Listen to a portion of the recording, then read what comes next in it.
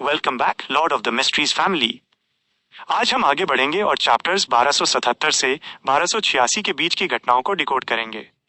Volume 7 यानी the hanged man का सफर अब और भी ज्यादा डार्क और मिस्टीरियस होता जा रहा है। कहानी में अब जो ट्विस्ट्स आ रहे हैं वो ये दिखाते हैं कि हम एंड गेम के कितने करीब हैं। क्लेन के सामने अब जो चुनौतियां हैं वो सिर्फ ताकत की नहीं बल्कि दिमाग और पागलपन की हैं। यार, आप लोग जिस तरह से डेली जुड़ रहे हो और वीडियोस को एंजॉय कर रहे हो वो देखकर बहुत अच्छा लगता है। बस एक ही चीज की कमी है, अगर आपने अभी तक सब्सक्राइब नहीं किया है तो प्लीज कर लो, क्योंकि आने वाले कुछ चैप्टर्स में कहानी पूरी तरह पलटने वाली है। चलो देखते हैं इन 10 चैप्टर्स में क्या नया बवाल होता है। Chapter 1277, a qualitative change. Mister fool के वर्ड सुनकर अल्जियर का दिल धड़कना छोड़ गया। उसने अचानक वही फीलिंग महसूस की जो उसे पासू आइलैंड पर लॉर्ड ऑफ स्टॉर्म से प्रेयर करते समय होती थी। जब उसने द फूल को ग्रीट किया उसने उसमें कोई बदलाव नोटिस नहीं किया। सब कुछ पहले जैसा ही लग रहा था, लेकिन उस मोमेंट पर उसे बिलीव हुआ कि मिस्टर फूल पहले से अलग थे। ये स्पिरिचुअल लेवल पर कुछ था जिसे अल्जियर एक्यूरेटली डिस्क्राइब नहीं कर पा रहा था। उसने केवल इतना फील किया कि ग्रेश व्हाइट फॉग से एनवेलप्ड बॉडी में एक टेरर था जो पहले से दसियों हजार गुना ज्यादा टेरिफाइंग था। एक सिंपल सेंटेंस या सिंपल एक्शन किसी पर्सन के नेचुरल ऑर्डर को सप्रेस कर सकता था। मिस्टर फूल और ज्यादा जाग गए हैं। जब the world forsaken land of the God's गए और सिटी ऑफ सिल्वर को बाहर लाए, मिस्टर फूल अपनी अवेकनिंग में एक स्टेप और आगे बढ़ गए। क्या उनमें हिम पहले से ही सीक्वेंस शून्य का लेवल है? अगर ऐसा ना होता कि seller pathway high ranking person के लेवल के प्रति सेंसिटिव है तो मैंने इसे नोटिस भी नहीं किया होता। अल्जियर कुछ कहना चाहता था, लेकिन वो भूल गया कि वो क्या कहने वाला था। लियोनार्ड ने एरिया का सर्वे किया और देखा कि दूसरे मेंबर्स साइलेंट रहे। उसने प्रोब किया, जो इन्फॉर्मेशन हमने गैदर की है उसके अकॉर्डिंग सचमुच एक बैटल ऑफ गॉड्स हुई थी। जिन पार्टिसिपेंट्स के बैकग्राउंड के ऊपर अपीयर होने की कंफर्मेशन है उनमें Evernight goddess, God of combat और अर्थ मदर शामिल हैं। जहां तक आउटकम का सवाल है, मुझे बिलीव है कि हर कोई इसे बहुत अच्छी तरह जानता है। इस पर आपके क्या विचार हैं? पिछले हफ्ते की टैरो गैदरिंग के दौरान लियोनार्ड ने कॉरेस्पॉन्डिंग मैटर पहले ही मेंशन कर दिया था और मिस्टर फूल से पूछने के लिए इनिशिएटिव लिया था कि क्या हुआ था। अनफॉर्चुनेटली मिस्टर फूल ने उसे केवल इतना बताया कि वह ही recently forsaken land of the gods पर अटेंशन दे रहे थे और उन्होंने डायरेक्ट आंसर नहीं दिया। मैं नहीं समझ सकती कि ऐसा आउटकम क्यों होगा।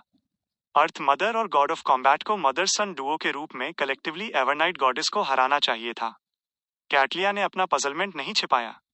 अल्जियर ने अपने विचार वापस लिए और कुछ डेलिब्रेशन के बाद कहा, मुझे एक रिपोर्ट मिली है। जैसे ही वॉर खत्म हुई फेना पोर्टर ने साइड्स चेंज कर ली। इसका मतलब है ऑड्रे ने वेगली कुछ ग्रास्प किया। उस मोमेंट पर डेरिक ने अपने सामने बैठी लेडी की मिमिक्री की और अपना हाथ उठाया। मैं रफली जानता हूं क्यों। तुम? एमलिन ने डिस्ट्रस्ट की वॉइस में कहा। आखिरकार द सन पहले forsaken land of the God's में आइसोलेटेड था, इसलिए उसकी आउटसाइड वर्ल्ड की अंडरस्टैंडिंग टैरो क्लब के दूसरे मेंबर्स की बदौलत थी। वो बैटल ऑफ गॉड्स की डिटेल्स के बारे में प्रेजेंट हर किसी से ज्यादा कैसे जान सकता था? अल्जियर, जो जानता था कि द सन हमेशा ऑनेस्ट रहा है, ने अपने दिल की गहराई से अपनी क्यूरियोसिटी और एक्साइटमेंट को सप्रेस किया और डीप वॉइस में पूछा, क्यों? डेरिक ने चारों ओर देखा और कामली कहा, तुम्हें मिस्टर फूल को विटनेस मानकर प्रॉमिस करना होगा कि तुम रिवील नहीं कर सकते जो मैं तुम्हें बताने वाला हूं। कोई प्रॉब्लम नहीं, कैटलिया ने लीड ली। जब सबने द फूल से प्रॉमिस कर लिया, डेरिक ने नोट किया, अर्थ मदर जाइंट क्वीन ओमेबेला नहीं है। असली ओमेबेला बहुत पहले मर चुकी हैं। उनके हर रिमेन्स सिटी ऑफ सिल्वर में हैं। ये न्यूज एक बम की तरह थी जो मेंबर्स के दिलों में गिरी। इसने एक मैसिव अपहीवल क्रिएट किया जिसने उनके दिमाग को डिस्ट्रॉय करने की धमकी दी। एक मोमेंट के लिए अल्जियर, ऑड्रे और कंपनी एक शब्द भी कहने में असमर्थ थे। ऐसा लग रहा था जैसे उन पर बिजली गिर गई हो। वे अपनी पोजीशंस में स्टोन स्टैच्यूज की तरह पैरालाइज्ड थे। थोड़ी देर बाद लियोनार्ड ने डिसबिलीफ में पूछा, क्या तुम श्योर हो? जैसे ही उसने ये कहा, उसे अपने सवाल पर पछतावा होने लगा। चूंकि सिटी ऑफ सिल्वर के पास जाइंट क्वीन ओमेबेला के रिमेन्स थे, इसका मतलब था कि पूरा मैटर हाईली क्रेडिबल था। सबकॉन्शियसली ऑड्रे, फोर्स और जियो ने लंबी मोटल टेबल के एंड पे फिगर पर अपनी गेज कास्ट की। उन्होंने डिस्कवर किया कि मिस्टर फूल की आंखों में एक स्माइल थी, जैसे उन्होंने बिना किसी बदलाव के अपना सिटिंग पोस्चर मेंटेन किया। इसका इनडायरेक्टली मतलब है कि वो उस इंफॉर्मेशन के साथ एग्रीमेंट में है जो लिटिल सन ने अभी प्रोवाइड की। इससे पहले कि ऑड्रे द सन के सवाल का जवाब देती, उसने इंडिसर्नेबली नोट किया और कहा, ये कई चीजों को एक्सप्लेन कर सकता है, लेकिन अगर अर्थ मदर जाइंट क्वीन नहीं है तो एंजल ऑफ फेट ओरोबोरोस क्यों बिलीव करेगा कि वो ओमेबेला है? ओह, गॉड ऑफ कॉम्बैट उनके साथ क्यों काम करना चाहते हैं? वह कौन है?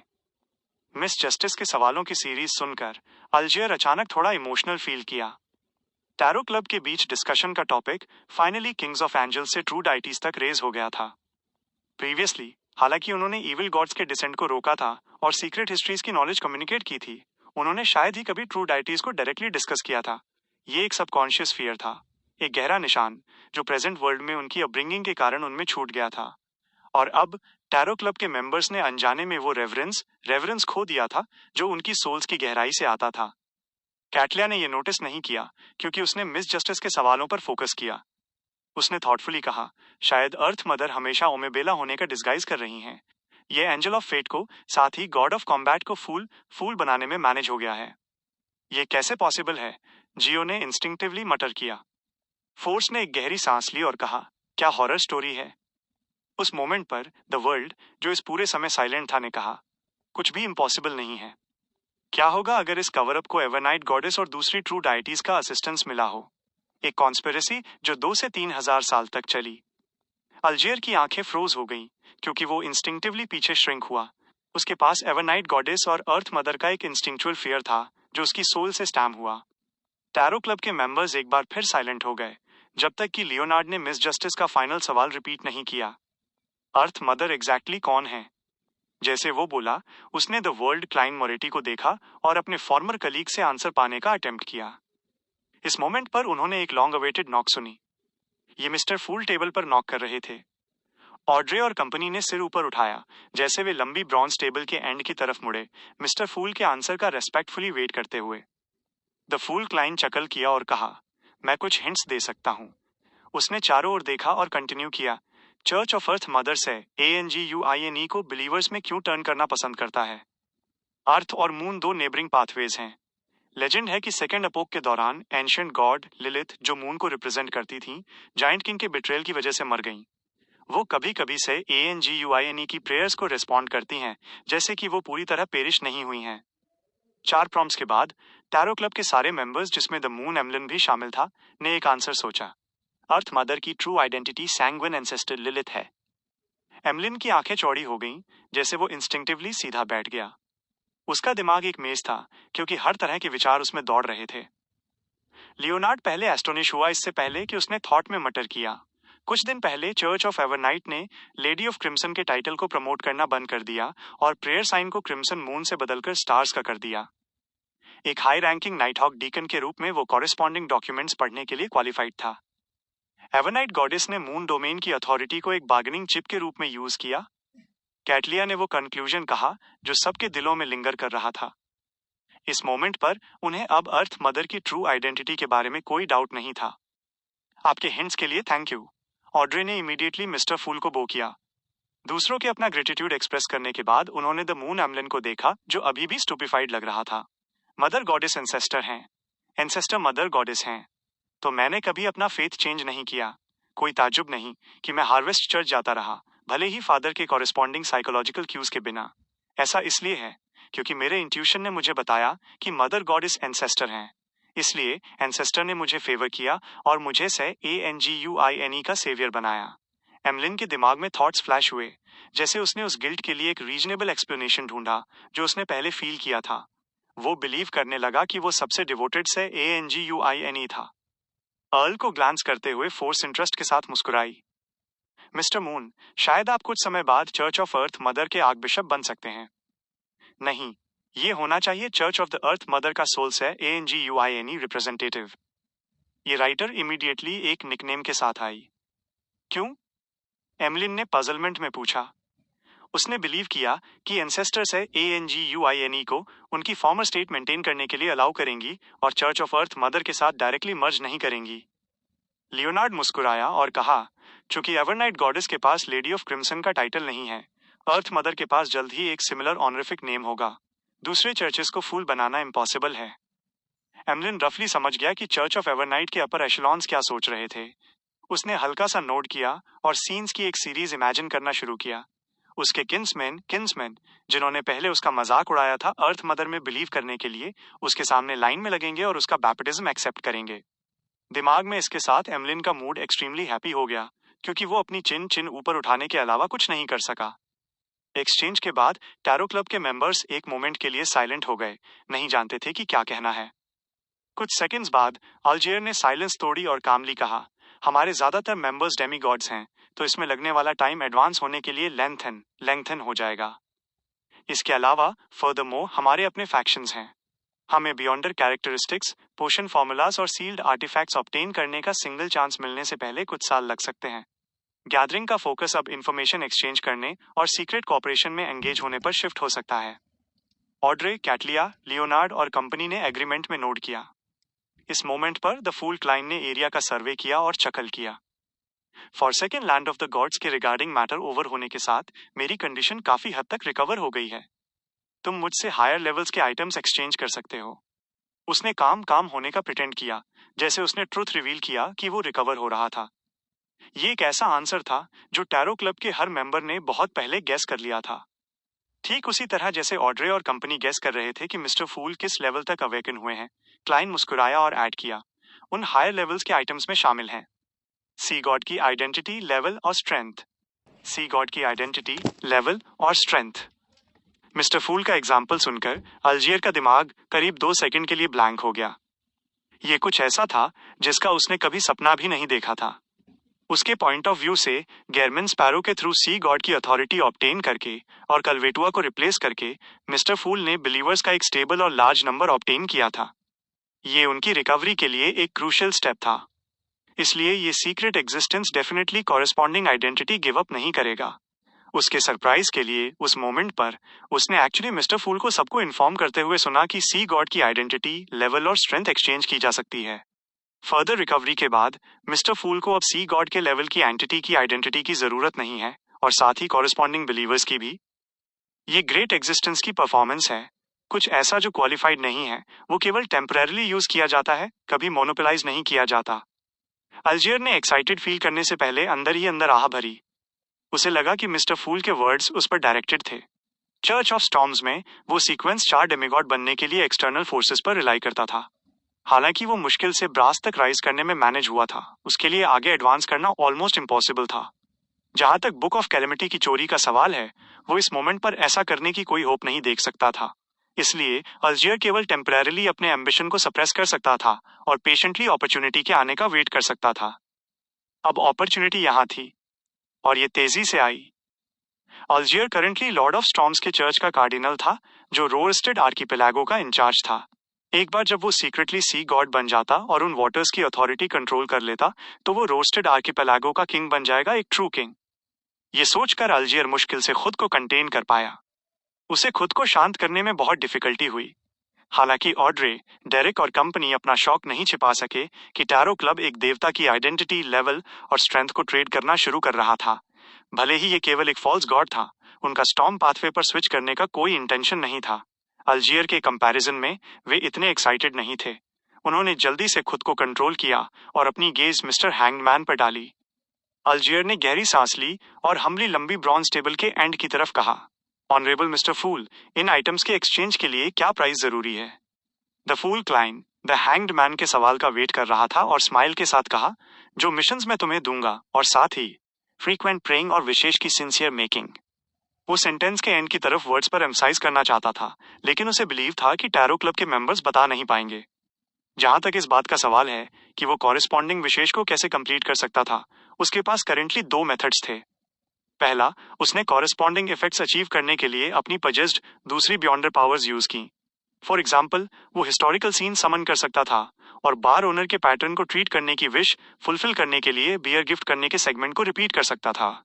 दूसरा, वो विशेष की अपनी एक्यूमुलेटेड पावर के साथ एक रिलेटिवली लो लेवल विश को डायरेक्टली ग्रांट कर सकता था और एक ट्रू मिरेकल क्रिएट कर सकता था।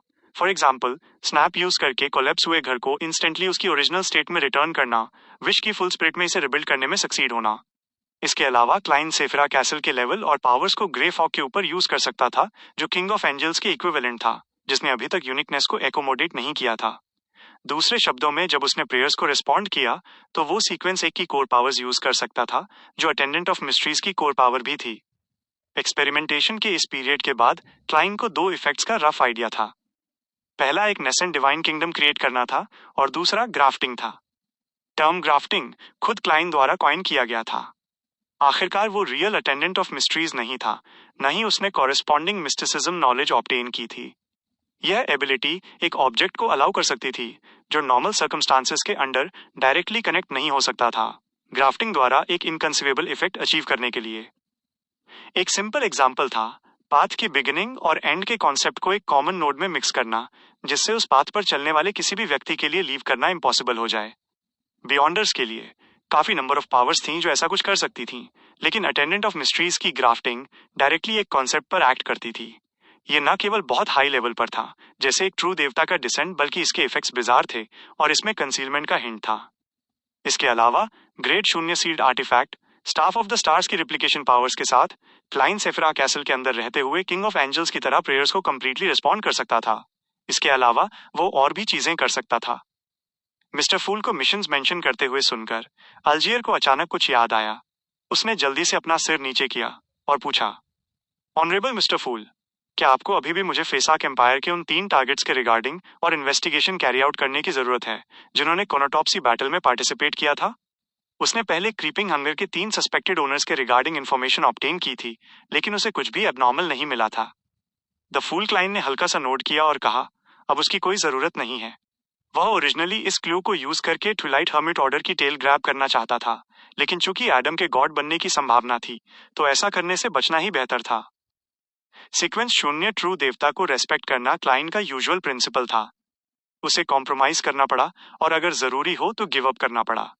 अल्जियर के दोबारा बोलने का वेट किए बिना द फूल क्लाइन ने रिलैक्स टोन में कहा, तुम्हारा current mission sea god believers के साथ कोऑपरेट करना है और उन लोगों को सेटल करना है जिन्होंने forsaken land of the gods को लीव किया है। Your wish is my will. Alger ने बिना किसी हेजिटेशन के रिप्लाई किया। इसने डेरिक को रिलीफ की सांस लेने दी। उसे सब्सिक्वेंट डेवलपमेंट्स के बारे में अब कोई डाउट्स, हेजिटेशंस या वरीज नहीं थी। उसे मिस्टर हैंगमैन की मैटर्स हैंडल करने की एबिलिटी पर पूरा ट्रस्ट था। इस मोमेंट पर द फूल क्लाइन ने चारों ओर देखा और मुस्कुराया। सी गॉड की आइडेंटिटी, लेवल और स्ट्रेंथ के अलावा बहुत सारी चीजें हैं जिन्हें एक्सचेंज किया जा सकता है। फॉर एग्जाम्पल, इम्परेटिव मेज पोशन फॉर्मूला और बियॉन्डर कैरेक्टरिस्टिक। उसने बहुत सारे एग्जाम्पल्स लिस्ट नहीं किए ताकि खुद द फूल की स्टैंडिंग डैमेज ना हो। जहां तक इतना कहने का सवाल है, इसे एक्सप्लेन किया जा सकता है कि मिस्टर फूल रिकवरी की तरफ एक और स्टेप लेने से अच्छे मूड में थे। मून सिटी ने इम्परेटिव मेज की हेरिटेज पास की थी, कुछ ऐसा जो क्लाइन ने सेव होने की विश ग्रांट करते समय सीखा था।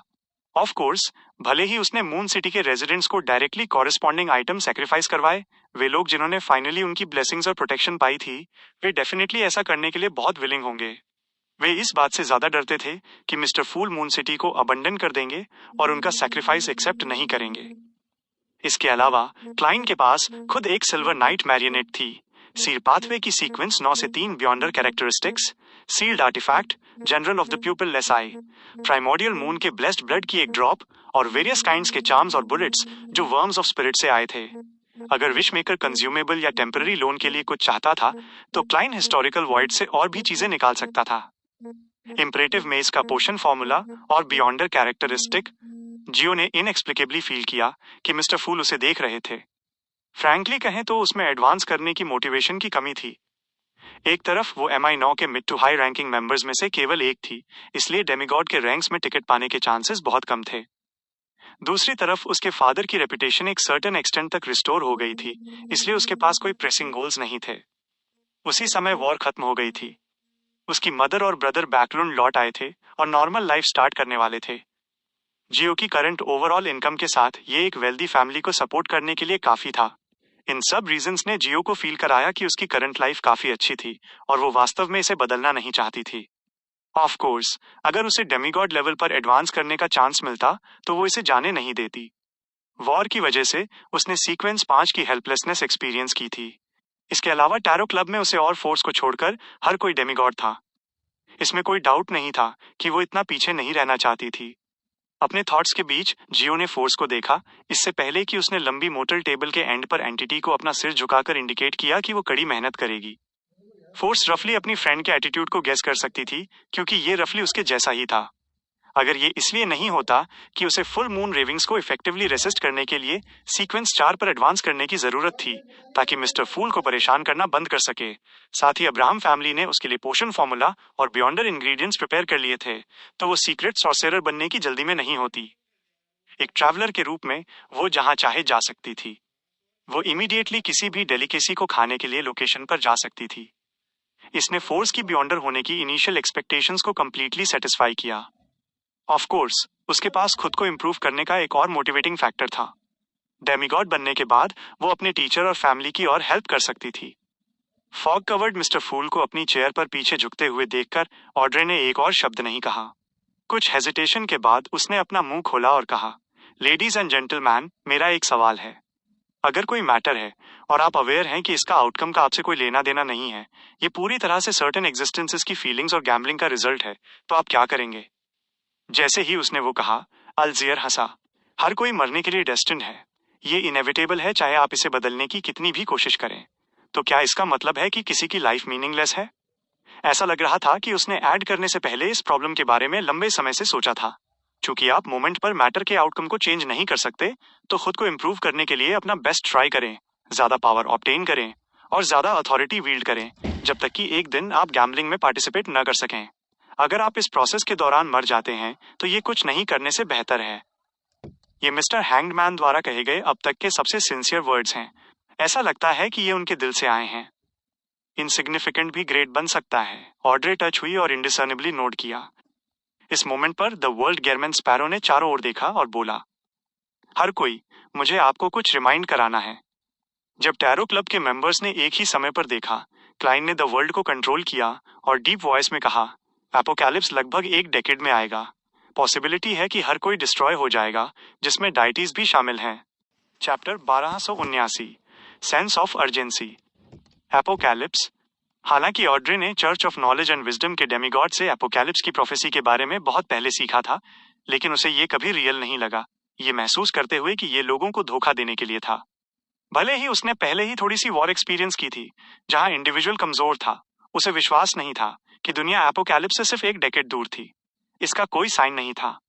हालांकि जिस पर्सन ने ये एपोकैलिप्टिक प्रोफेसी दी थी, वो मिस्टर फूल के ब्लेस्ड मिस्टर वर्ल्ड थे, जो हमेशा ट्रस्टवर्दी रहे थे और एंजल्स पर स्ट्राइक करने की हिम्मत रखते थे। इसके अलावा उनका टोन फर्म था, मानो उन्होंने पहले ही देख लिया हो कि एक डेकेड बाद क्या होने वाला है। इसने ऑड्रे को इंस्टिंक्टिवली उन पर बिलीव करने के लिए चुना। उसका दिल बैठ गया क्योंकि वो नर्वस और फ्लस्टर्ड फील करने लगी। इसके अलावा उसने अपना कंफ्यूजन काफी हद तक फेड होते हुए भी महसूस किया। दुनिया के अंत से पहले अभी भी एक और डेकेड बाकी था। यहाँ तक कि जो डूब रहे थे वे भी थोड़ा स्ट्रगल करेंगे। एक परफेक्टली फाइन सीक्वेंस, 4 डेमीगॉड की तो बात ही छोड़िए। एपोकैलिप्स। चर्च ऑफ स्टॉर्म्स के कार्डिनल के रूप में अल्जियर ने रिसेंटली कई एपोकैलिप्टिक प्रोफेसीज देखी थीं, लेकिन वे द वर्ल्ड गेरमैन स्पैरो की एबनॉर्मली सीरियस वार्निंग से कंपेयर नहीं कर सकती थीं। दो सोर्सेज द्वारा लाया गया इम्पैक्ट सेम लेवल पे नहीं था। उसी समय उसने एक्यूटली एक डिटेल नोटिस की, वर्ल्ड ने कहा कि देवता भी डिस्ट्रॉय हो जाएंगे। अल्जियर का पहला रिएक्शन था कि गेरमैन स्पैरो मिस्टर फूल का डिसरिस्पेक्ट कर रहे हैं, क्योंकि मिस्टर फूल भी एक देवता थे। हालांकि उसने जल्दी ही इस आइडिया को रिजेक्ट कर दिया। आखिरकार the world गेरमैन sparrow mister fool के ब्लेस्ड थे और सबसे डिवोटेड बिलीवर थे। दूसरे टैरो क्लब मेंबर्स गलती से मिस्टर फूल को ब्लास्फेम कर सकते हैं, लेकिन द वर्ल्ड गेरमैन स्पैरो के लिए ये इम्पॉसिबल था। इन दो प्रीरिक्विजिट्स के कारण कि गेरमैन स्पैरो मिस्टर फूल का डिसरिस्पेक्ट नहीं करेंगे और उनका कहना कि देवता भी डिस्ट्रॉय हो जाएंगे, अल्जियर जल्दी ही एक और कंक्लूजन पर पहुंचा। द वर्ल्ड गेरमैन स्पैरो के दिल में मिस्टर फूल का लेवल एक ट्रू देवता से भी ऊंचा था। ये अल्जियर ने द वर्ल्ड गेरमैन स्पैरो की नॉलेज पर कभी डाउट नहीं किया। आखिरकार वो एक पावर हाउस थे जो अक्सर एंजल्स के साथ इंटरेक्ट करते थे। इस नॉलेज ने उसे शॉक्ड और पजल्ड दोनों कर दिया, जो मोमेंटरीली और ज्यादा रीजनेबल एक्सप्लेनेशन खोजने में अनेबल था। स्नेक ऑफ फेट के ब्लड का यूज करके डेमीगॉड के लेवल तक एडवांस करने के बाद कैटलिया भी कभी कभी अपनी पाथवे के कारण एपोकैलिप्स की सुबह के सीन का सपना देखती थीं, जिसमें सीक्वेंस 3 के रूप में क्लेयरवॉयंट होना शामिल था। इसके अलावा क्वीन मिस्टिक बर्नाडेट कभी कभी उन्हें रिमाइंड कराती थी, इसलिए उन्होंने मिस्टर वर्ल्ड के शब्दों के रिगार्डिंग कोई सरप्राइज या शॉक फील नहीं किया। वो बस उस धूल की तरह महसूस कर रही थीं जिसे हिलाया गया था और जो आखिरकार जमीन पर लैंड हुई थी। जहां तक फ्यूचर का सवाल है, ये मिस्टिसोलॉजिस्ट भी उतनी ही लॉस्ट थी। खुद को इम्प्रूव करने के अलावा वो नहीं जानती थी कि अपने एफर्ट्स को कहाँ डायरेक्ट करे। एपोकैलिप्स। जियो और फोर्स ने मैम हर्मिट के उस पार एक दूसरे को देखा और एक दूसरे के दिलों में उठ रहे तूफानों को सेंस किया।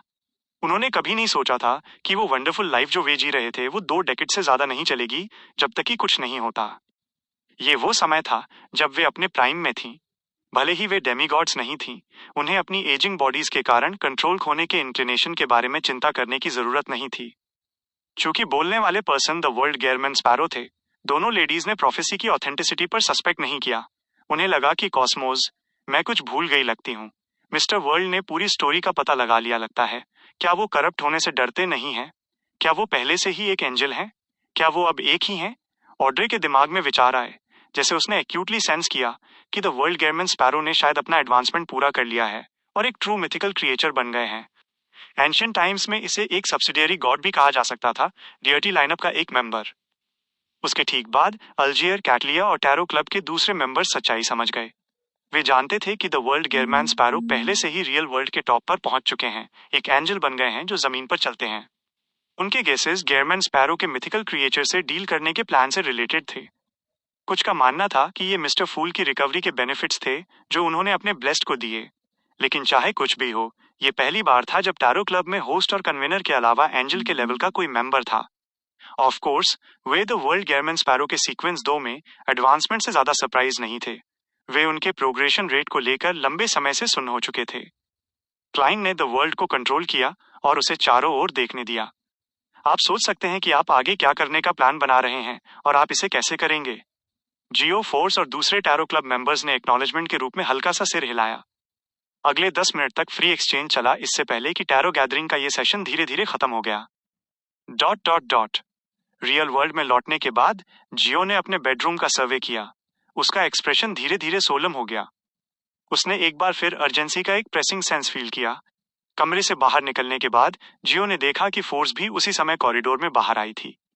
बाहर आने से पहले वो अब मोमेंट्री पैरालिसिस से सफर नहीं करती थी। तुम कहाँ जाने का प्लान बना रही हो? उन दोनों ने चुप होने से पहले एक सुर में पूछा। कुछ सेकंड बाद एक handsome young man guest room से बाहर आया। उसने नैरो फ्रेम वाला चश्मा पहना था और उसके बाल थोड़े फ्लफी थे। उसने दोनों हाथों में कुछ मोटी किताबें पकड़ रखी थीं। ओ नहीं, मैं भूल गया था कि आज दोपहर मेरी क्लासेस हैं। वह यूथ खुद से बड़बड़ाया जब वो सीढ़ियों की ओर भागा, पूरी तरह से 2 लेडीज की प्रेजेंस को इग्नोर करते हुए। वो जियो का छोटा भाई रियो डेरेचा था। उसने अभी एक प्री लॉ स्कूल में एंटर किया था। बैकलुंड में पैरालीगल बनने से पहले एक प्री लॉ एग्जामिनेशन पास करना होता था। ऐसे पैरालीगल को लॉयर बनने से पहले कम से कम 5 साल तक फुल लॉयर के अंडर स्टडी और काम करना होता था, ताकि उसे क्वालिफिकेशन एग्जामिनेशन में पार्ट लेने और लॉ प्रैक्टिस करने का लाइसेंस मिल सके। अगर कोई सीनियर लॉयर बनना चाहता था तो उसे यूनिवर्सिटी लेवल की एजुकेशन रिसीव करने के लिए बैकलुंड लॉयर स्कूल में एंटर करना होता था। जियो ने अपने छोटे भाई को सीढ़ियों से नीचे भागते हुए देखा और उसके चेहरे पर सबकॉन्शियसली एक स्माइल आ गई। उसने इमीडिएटली ऊपर देखा और फोर्स से कहा, मैं MI9 लौटने और कड़ी मेहनत करने का प्लान बना रही हूँ। मैं टीचर की जगह पर ट्रिप करने का प्लान बना रही हूँ, फोर्स ने सवाल का जवाब दिया। उसके ठीक बाद ट्रैवलर का फिगर जल्दी से ट्रांसपेरेंट हो गया और गायब हो गया। कुछ सेकंड बाद फोर्स प्रिज हार्बर को रिबिल्ड करने में एक रिलेटिवली इंटैक्ट बिल्डिंग पर दिखाई दी। फिर उसने अपनी पॉकेट से एक पेन और पेपर निकाला और एक नोट लिखा। वो अपने टीचर को बताने का प्लान बना रही थी कि उसने ट्रैवलर पोर्शन डाइजेस्ट करना फिनिश कर लिया है। फाउंटेन पेन को दूर रखते हुए उसने दरवाजे पर मेल बॉक्स में पेपर स्टफ कर दिया। ये डोरियन ग्रे अब्राहम का रेजिडेंस नहीं था। ये वो जगह थी जहां फोर्स और जेंटलमैन ने पहले लेटर्स भेजने के लिए एग्री किया था। अगले दिन जब फोर्स पहुंची तो उसने डोरियन को मीटिंग लोकेशन और टाइम प्रोवाइड करते हुए देखा। Dot dot dot. एमलिन ने अपने कमरे में अपनी आंखें खोली और इरादे के साथ अपने स्टैंडिंग कॉलर वाले कोट में चेंज किया, मार्क्विस निब्स को विजिट करने का इंटेंशन रखते हुए।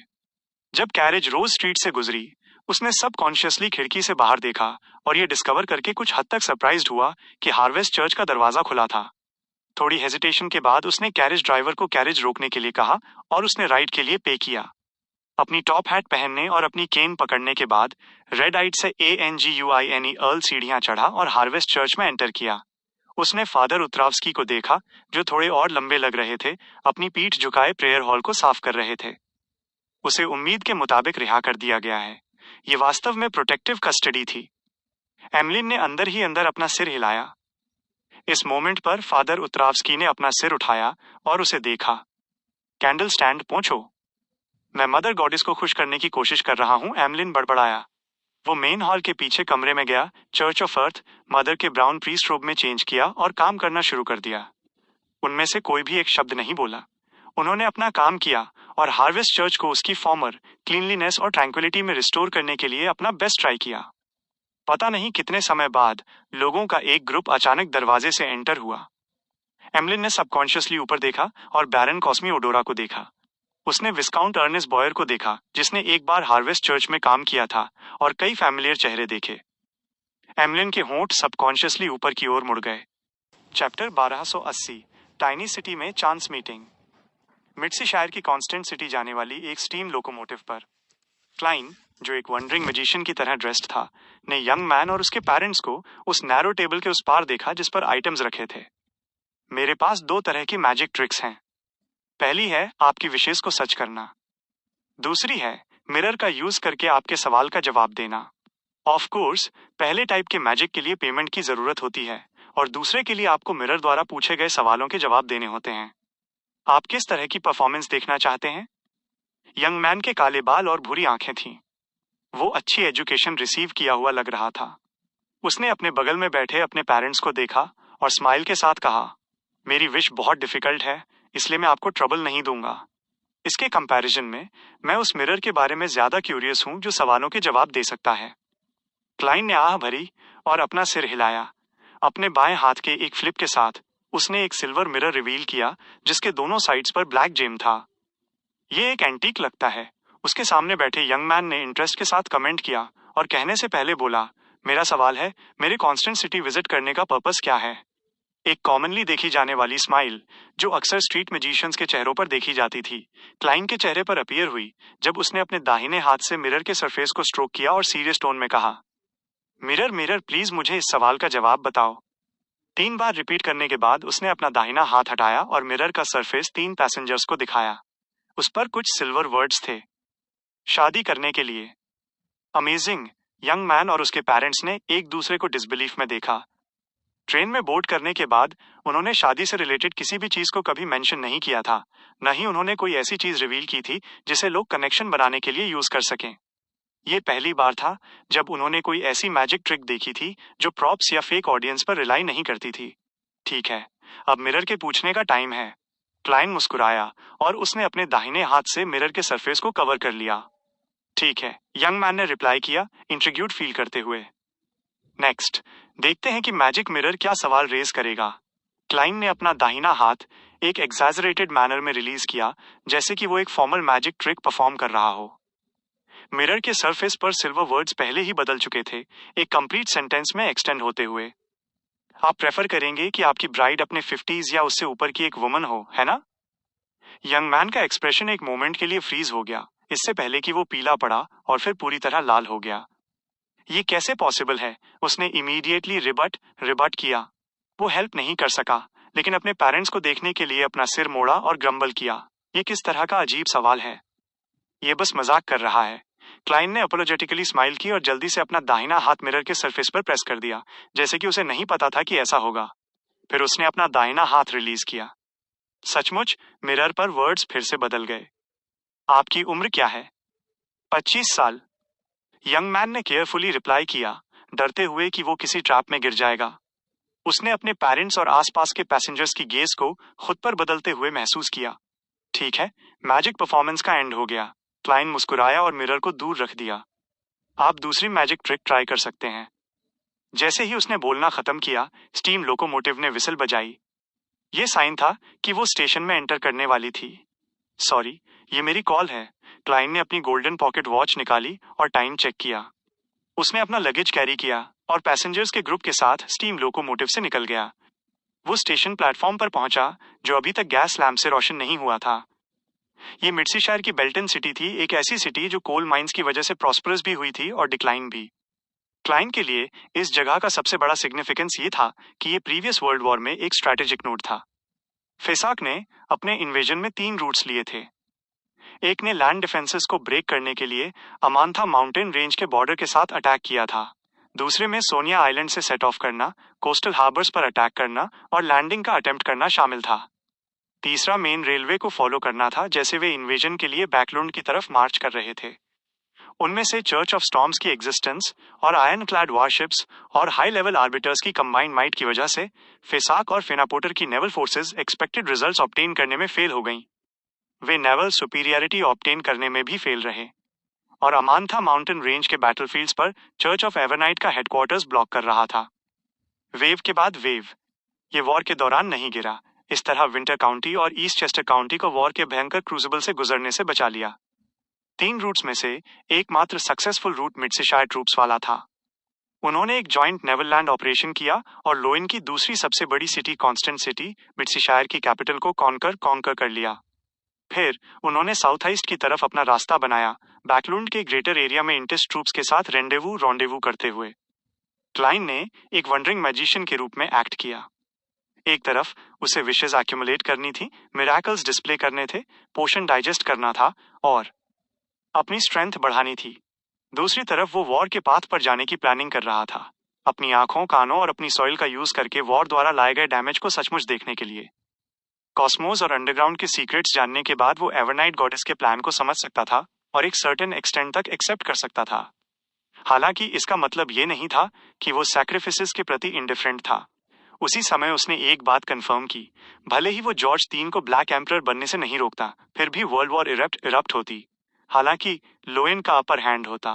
एवरनाइट गॉडेस और उनके एलीज गॉड ऑफ कॉम्बैट को हेड ऑन फेस करते, उन्हें अर्थ मदर से हेल्प लेने के लिए फोर्स करते। जब ऐसा होता तो देवताओं के बीच बैटल्स का नंबर, इंटेंसिटी और स्केल जो हुआ था उससे कहीं ज्यादा होता। इस रीजन की वजह से क्लाइन ने फेसाक के इन्वेजन पाथ को फॉलो किया और आगे भटकता रहा। स्टेशन छोड़ने के बाद, जिसमें अभी भी गन पाउडर के ट्रेसेस थे, उसने कपड़ों के सेट के साथ वॉन सूटकेस कैरी किया और उस एरिया की तरफ बढ़ा जहां होटल्स लोकेटेड थे।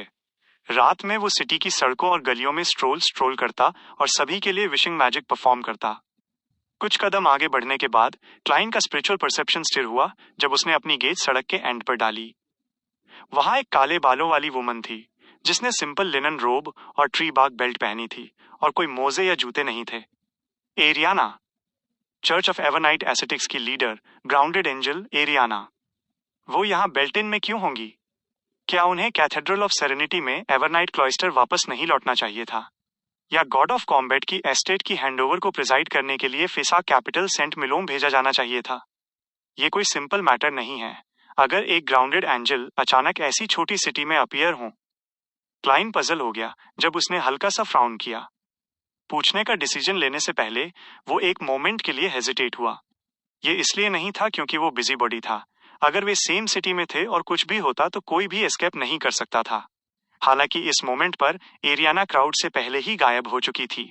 कंसीलमेंट के सर्वेंट के रूप में क्लाइन उन्हें ट्रैक नहीं कर सकता था, भले ही वो चाहता। सिमिलरली जब कंसीलमेंट के मैटर की बात आती थी तो एरोड्स हेल्पलेस था। क्लाइन ने धीरे से गहरी सांस ली और थॉट में होटल में एंटर करने के लिए मुड़ा। उसे एक रूम मिला और उसने अपना लगेज स्टो कर दिया। फिर उसने वंडरिंग मैजिशियन के रूप में अपना अटायर मेंटेन किया और एरोड्स को अपने साथ ले आया। एक सीर के रूप में अपने स्पिरिचुअल इंट्यूशन को फॉलो करते हुए वो बेल्टन सिटी के म्यूनिसिपल स्क्वायर तक चला गया। म्यूनिसिपल हॉल के पास एक नोटिस बोर्ड इरेक्टेड था जिस पर कई नोटिस पेस्टेड थे। क्लाइन ने देखा कि कई लोग इसके चारों ओर थे। वहां एक ब्रांड न्यू नोटिस लग रहा था, इसलिए उसने उन्हें अप्रोच किया और क्राउड की पेरिफेरी में खड़ा हो गया वुडन साइन बोर्ड को देखते हुए। साइन बोर्ड के मिडिल में पेपर का एक स्लाइटली येलो पीस था जो दूसरे नोटिस को कवर कर रहा था। सरफेस पर ब्लैक इंक और लोएनीज राइटिंग थी। लेडीज एंड जेंटलमैन, मैं आपका नया कॉन्सुल हूं। अब मैं 3 नए लॉज इश्यू करूंगा। फर्स्ट लॉ, मेरी परमिशन के बिना कोई भी लिविंग बीइंग ये जगह लीव नहीं कर सकता। सेकेंड लॉ के सामने सब लाइफ इक्वल है, यहां तक कि ऑर्डिनरी लोग भी एंजल्स को मार सकते हैं। थर्ड लॉ, जो लोग नीचे मेंशन किए गए क्राइम्स कमिट करेंगे उन्हें सीवियरली पनिश किया जाएगा। हाईएस्ट पेनल्टी डेथ सेंटेंस होगी। 1. मर्डर। 2. थेफ्ट। 3. किसी देवता का कंप्लीट ऑनरिफिक नेम चैंट करना। 4. इविल डियटीज को सैक्रिफाइस ऑफर करना। 5. फ्रॉड। 6. सीक्रेट्स लीक करना। उद्धरण चिन्ह ... उद्धरण चिन्ह। इस तरह का एक अनाउंसमेंट क्लाइन ने अपनी आईब्रो ऊपर उठाई जब उसने ये देखा। अपने स्पिरिचुअल इंट्यूशन को यूज किए बिना वो सेंस कर सकता था कि कंटेंट में कुछ गड़बड़ थी। उसने इंस्टिंक्टिवली अपनी स्पिरिट बॉडी को सेफिरा कैसल रिटर्न कराने की कोशिश की, लेकिन एक इनविजिबल फोर्स ने उसके डिपार्चर को ब्लॉक कर दिया, जिससे उसके लिए ग्रेश व्हाइट फॉग से कांटेक्ट करना इम्पॉसिबल हो गया। ये क्लाइन ने अपनी आंखें नैरो की और क्राउड से खुद को डिस्टेंस करने के लिए कुछ कदम पीछे हट गया। उसके पॉइंट ऑफ व्यू से इस लेवल की एब्नॉर्मैलिटी नियर डिएटी लेवल तक पहुंच गई थी। वो पहले भी सेफिराह कैसल रिटर्न करने में एबल नहीं होने की सिचुएशंस में रहा था, लेकिन इसका रीजन ये था कि उसके पास 4 कदम काउंटर क्लॉकवाइज चलने, इनकैंटेशंस रिसाइट करने का टाइम नहीं था, या उसे खुद द्वारा ऑब्स्ट्रक्ट और इंटरफेयर किया गया था। सिर्फ एक इंस्टेंस था जब वो एक्सटर्नल फोर्सेस की वजह से रियल वर्ल्ड लीव करने में फेल हुआ था। ये एक पावरफुल सील थी जो पर्सनली एवरनाइट गॉडेस द्वारा फॉगी टाउन में क्रिएट की गई थी। उस इंस्टेंस के अलावा ब्लास्फेमर आमोन भी ऐसा नहीं कर सकता था। ऑफ कोर्स, उस समय आमोन का मेन गोल क्लाइन को फोर्स करके सेफिरा कैसल को स्टिर करना था, इससे पहले कि वो एक लूपहोल यूज करने की अपॉर्चुनिटी सीज करे और उसे great ruler above the spirit world के रूप में रिप्लेस कर दे। अदरवाइज ये एंजल ऑफ टाइम क्लाइन को रिटर्न करने से रोकने के लिए उसके थॉट्स चुराने की अपनी एबिलिटी यूज कर सकता था। बेल्टन सिटी का ये नया कॉन्सल कौन है? क्या यही रीजन है कि मैम एरियाना यहाँ आई हैं? जैसे ही उसके थॉट्स दौड़े, क्लाइन ने मैजिक मिरर को अपनी वाइट स्लीव से अपने बाएं हाथ में स्लिप कर लिया। क्या हुआ? क्लाइन ने सॉफ्टली पूछा। सिल्वर मिरर के सरफेस पर एक्वस लाइट वाइल्डली शुक हुई, जैसे स्लाइटली पेल सिल्वर वर्ड्स अपीयर हुए। यहाँ कुछ रूल्स रिप्लेस कर दिए गए हैं। जहां तक ये सवाल है कि ये किसने किया, ये जानने का कोई तरीका नहीं है। ग्रेट मास्टर, आप ट्रुथ जानने के लिए सर्वेंट ऑफ कंसीलमेंट एरियाना को फाइंड करने की कोशिश कर सकते हैं। क्या आप मेरे जवाब से सेटिस्फाइड हैं? रूल्स रिप्लेस कर दिए गए हैं। लॉयर, आर्बिटर या एक बग? क्लाइन ने सोचा और चारों ओर देखा। उसने रियलाइज किया कि स्क्वायर में सिटीजन्स पजल्ड थे, परप्लेक्स थे कि नया नोटिस एंजल्स को मेंशन क्यों करेगा, उन्हें लीव करने के लिए परमिशन रिक्वेस्ट क्यों करनी होगी। वॉर पहले ही खत्म हो चुकी थी। Chapter 1281 anomaly. बेल्टन सिटी में एक बार के अंदर रॉय, बाइल्स, फिल और पाशा एक छोटी राउंड टेबल के चारों ओर बैठे थे। साउथविले बियर गटक रहे थे। वे ज्यादा बात नहीं कर रहे थे क्योंकि वे पास वाली टेबल पर ड्रंकर्ड्स को सुपरनैचुरल पावर्स और मिस्टिसिज्म इंसिडेंट्स डिस्कस करते हुए सुन रहे थे। इससे पहले हिचक, मैंने देखा कि न सिर्फ फिसाकियंस भालू जैसे दिखते हैं, बल्कि वे फायर भी कंट्रोल कर सकते हैं, उन्हें जेवलिन्स की तरह फेंकते हैं। हो ही नहीं सकता। क्या सुपरनैचुरल पावर्स सचमुच एग्जिस्ट करती हैं? हाँ, ऐसा इसलिए है क्योंकि तुम कुछ नहीं जानते। मैं एक दिन नशे में था और सेमेट्री के पास सो गया। मैंने चर्च ऑफ एवरनाइट के लोगों को कुछ गोस्ट के साथ बाहर देखा। हाँ, गोस्ट। वे हवा में तैर रहे थे और ये टेरिफाइंग था। ... पता नहीं ड्रंकर्ड्स पर्सनल एक्सपीरियंस से स्टोरीज शेयर कर रहे थे या सुनी सुनाई बातें, लेकिन जिस तरह से वे डिस्क्राइब कर रहे थे वो इतना एजिटेशन भरा था कि सलाइवा उड़ रहा था और उनके चेहरे लाल हो गए थे। वे ऐसे ही हैं। वे पीने के बाद ही ज्यादा एक्साइटेड होते हैं। उन्हें डींगे मारना और ड्रामेटिक होना पसंद है, जबकि वे यूजुअली डिप्रेस्ड रहते हैं। बाइल्स बेल्टेन का लोकल था। ये देखकर उसने एक्सप्लेन किया, जब से कोल माइंस सूखने लगी हैं, यंग लोग धीरे धीरे बेल्टेन छोड़कर कांस्टेंट और बैकरूम चले गए। यहाँ का एटमॉस्फेयर और ज्यादा ओप्रेसिव हो गया है और सिटी दिन ब दिन डिक्लाइन कर रही है। ये आदमी जो 30 साल से कम का था, अपनी जवानी में माइनर भी रह चुका था। वो माइंस में सरवाइव करने के लिए लकी था। उसकी स्किन सारी लेबर से टैन हो गई थी। उसके एक्सपोज्ड मसल्स बहुत ज्यादा एग्जैजरेटेड नहीं थे, लेकिन लोगों को ये फीलिंग देते थे कि वे स्टील के बने हैं। ग्रुप के लीडर के रूप में रॉय मुस्कुराया और बोला, वे जो कह रहे हैं वो सच हो सकता है। वे डींगे नहीं मार रहे। पिछली वॉर ने सचमुच सुपरनैचुरल पावर्स को कई लोगों के सामने एक्सपोज किया है, खास तौर पर सोल्जर्स जो डायरेक्टली इन्वॉल्व थे। जब तक वे अभी भी जिंदा हैं, उनके पास कॉरेस्पॉन्डिंग एक्सपीरियंस होगा। इसके अलावा ये कई फॉर्च्यूनस एनकाउंटर्स भी लाता है, जिससे जिन लोगों के पास सुपरनैचुरल पावर्स या ट्रू मिस्टिसिज्म के साथ इंटरेक्ट करने का जीरो चांस था, वे बियॉन्डर्स बन सकें। जिस तरह से उसने खुद को एक्सप्रेस किया वो बहुत सटल था, जैसे कि वो दूसरों के बारे में बात कर रहा हो, लेकिन रियलिटी में ये बिल्कुल वही था जो उन चारों ने एक्सपीरियंस किया था। बाइल्स और रॉय ने पहले बेल्टन सिटी के डिफेंस में पार्टिसिपेट किया था। फिल को एक बार फिसाकियंस ने लूट लिया था, लेकिन वो लकी था कि नहीं मरा। पाशा और उसके फॉर्मर सिटीजन्स ने हार्बर बैटल में कुछ इंटिस सोल्जर्स को सिड्यूस किया था और एम्बुश किया था। उन्होंने अपने कई दोस्तों की डेथ विटनेस की थी और वेरियस रीजंस से सुपरनैचुरल पावर्स ऑब्टेन की थीं। उसके बाद वॉर द्वारा लाए गए केओस की वजह से या तो उनका अपनी यूनिट के साथ कॉन्टैक्ट टूट गया या उन्होंने ऑफिशियल्स के जाने बिना अपनी मर्जी से इसे अवॉइड किया।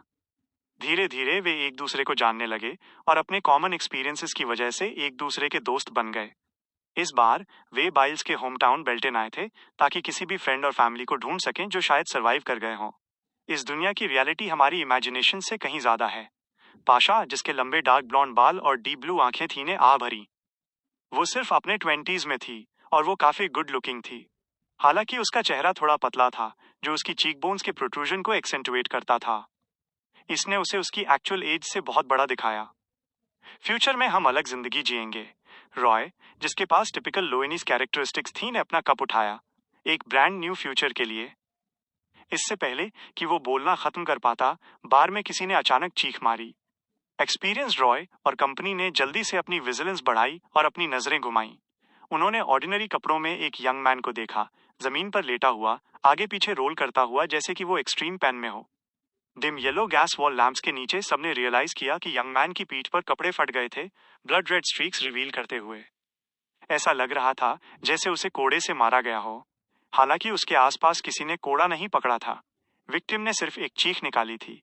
ये तभी पॉसिबल था जब उसे एक इंस्टेंट में अनगिनत बार कोड़े मारे गए हों।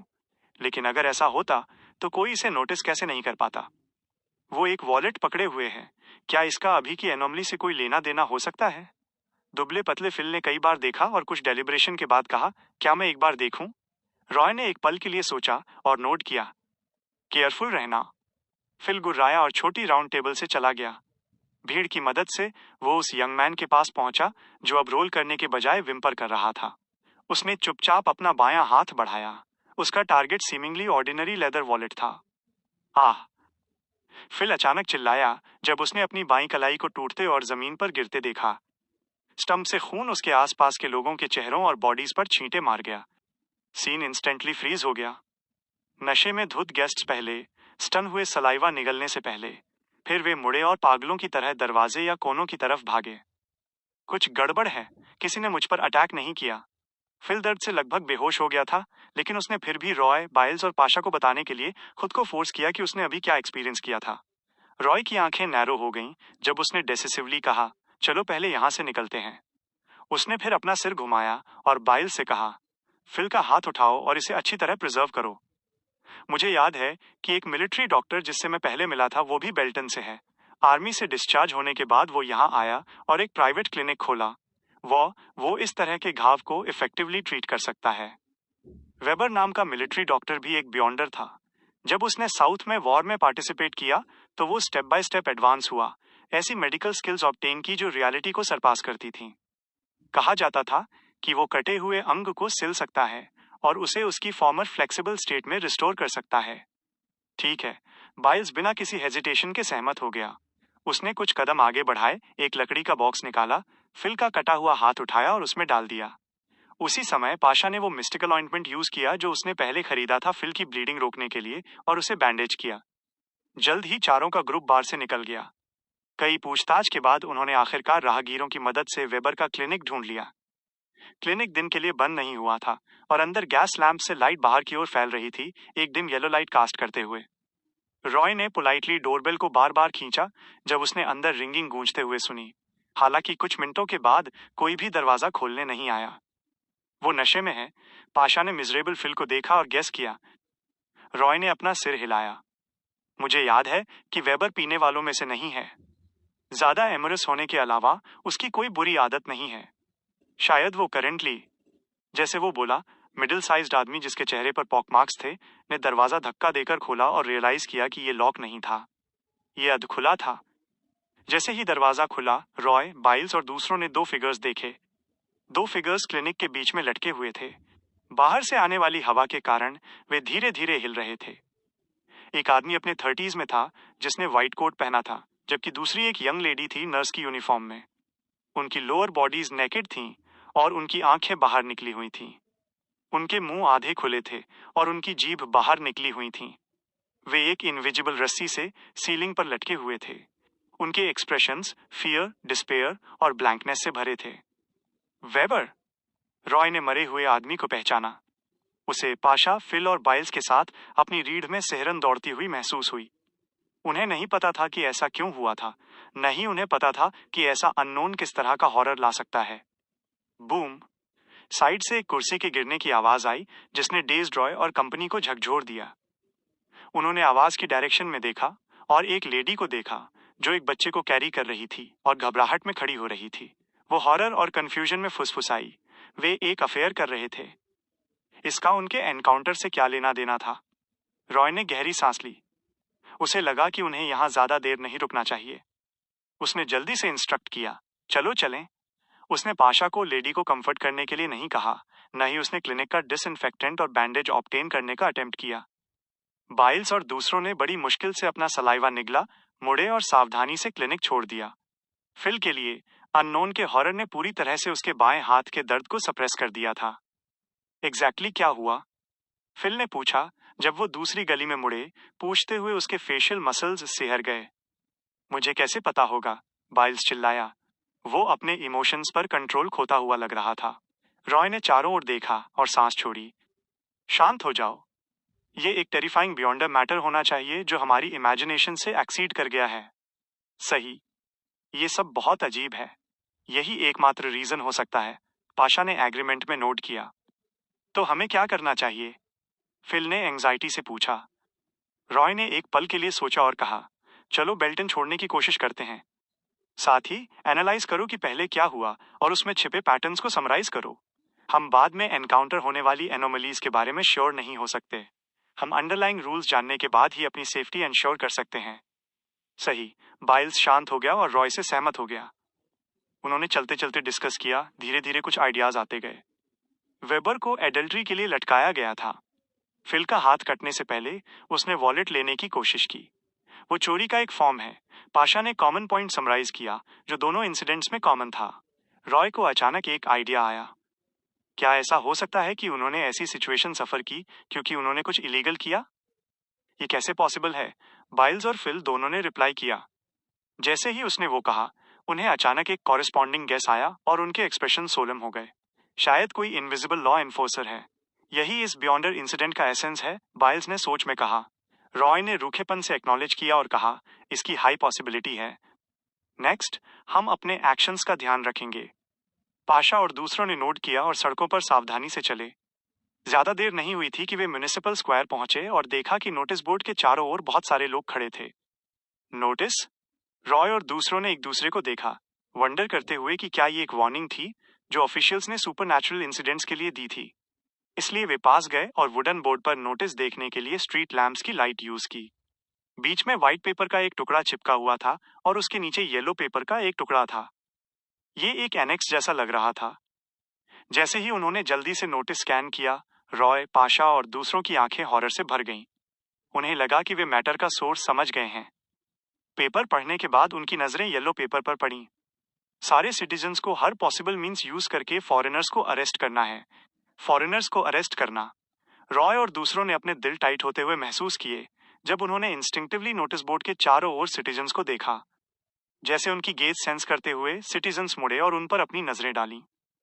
गैस लैंप्स की डिम येलो लाइट के नीचे उनकी आंखें एक स्ट्रेंज लाइट के साथ ग्लिमर करती हुई लग रही थीं। Chapter 1282, crime.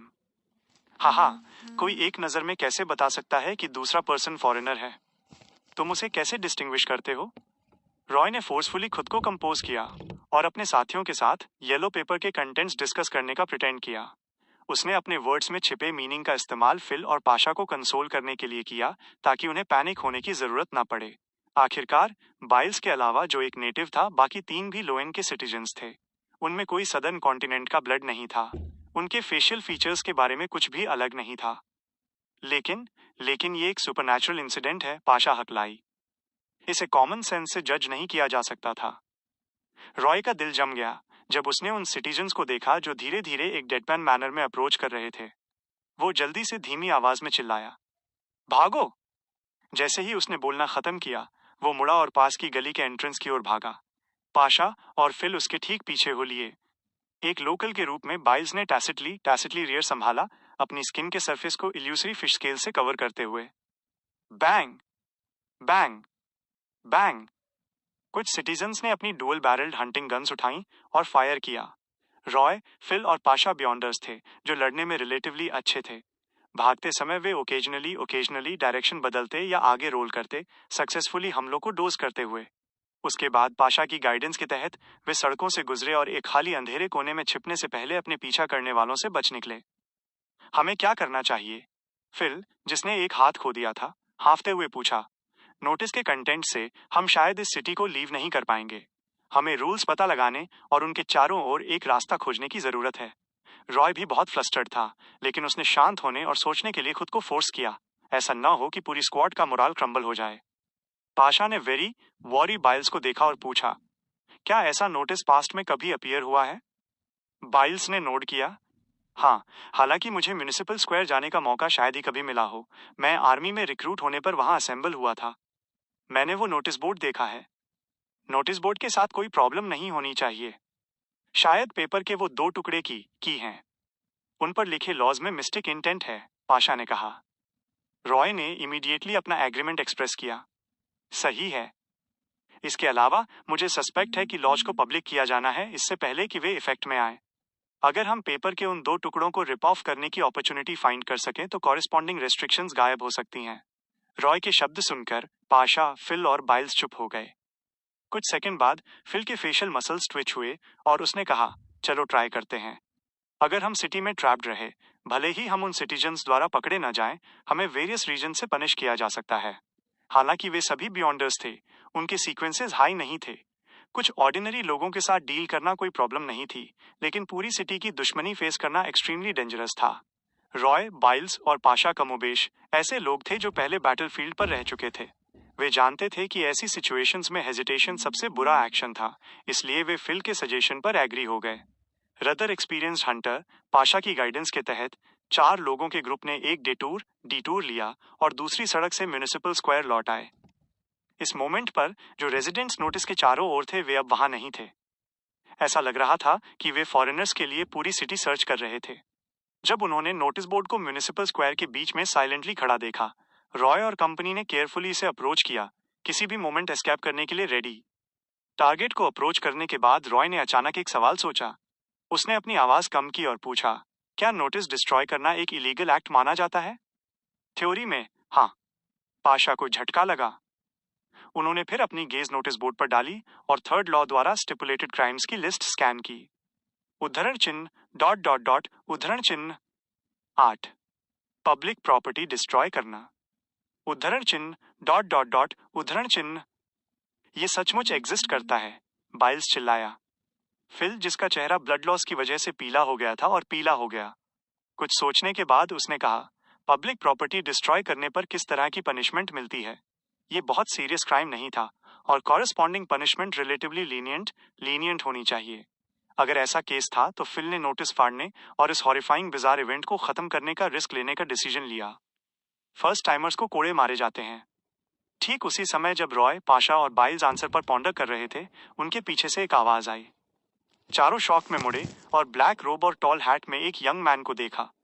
वो ऑर्डिनरी लग रहा था। आदमी ने कंटिन्यू किया, रिपीटेड ऑफेंस पर किसी का हाथ काट दिया जाता है। मैं श्योर नहीं हूं कि उसके बाद क्या होता है। आपको ये कैसे पता? फुली अलर्ट, रॉय फ्राउन किया जब उसने अपना कंसील डैगर ग्रिप किया। यंग मैन मुस्कुराया और बोला, मैंने ट्राई किया है। यह बेकार है। नोटिस बहुत जल्दी रिस्टोर हो जाता है। तो आपको कोड़े मारे गए हैं? पाशा ने एनलाइटनमेंट में पूछा। हाँ, यंग मैन ने रिलैक्स्ड एक्सप्रेशन के साथ नोट किया।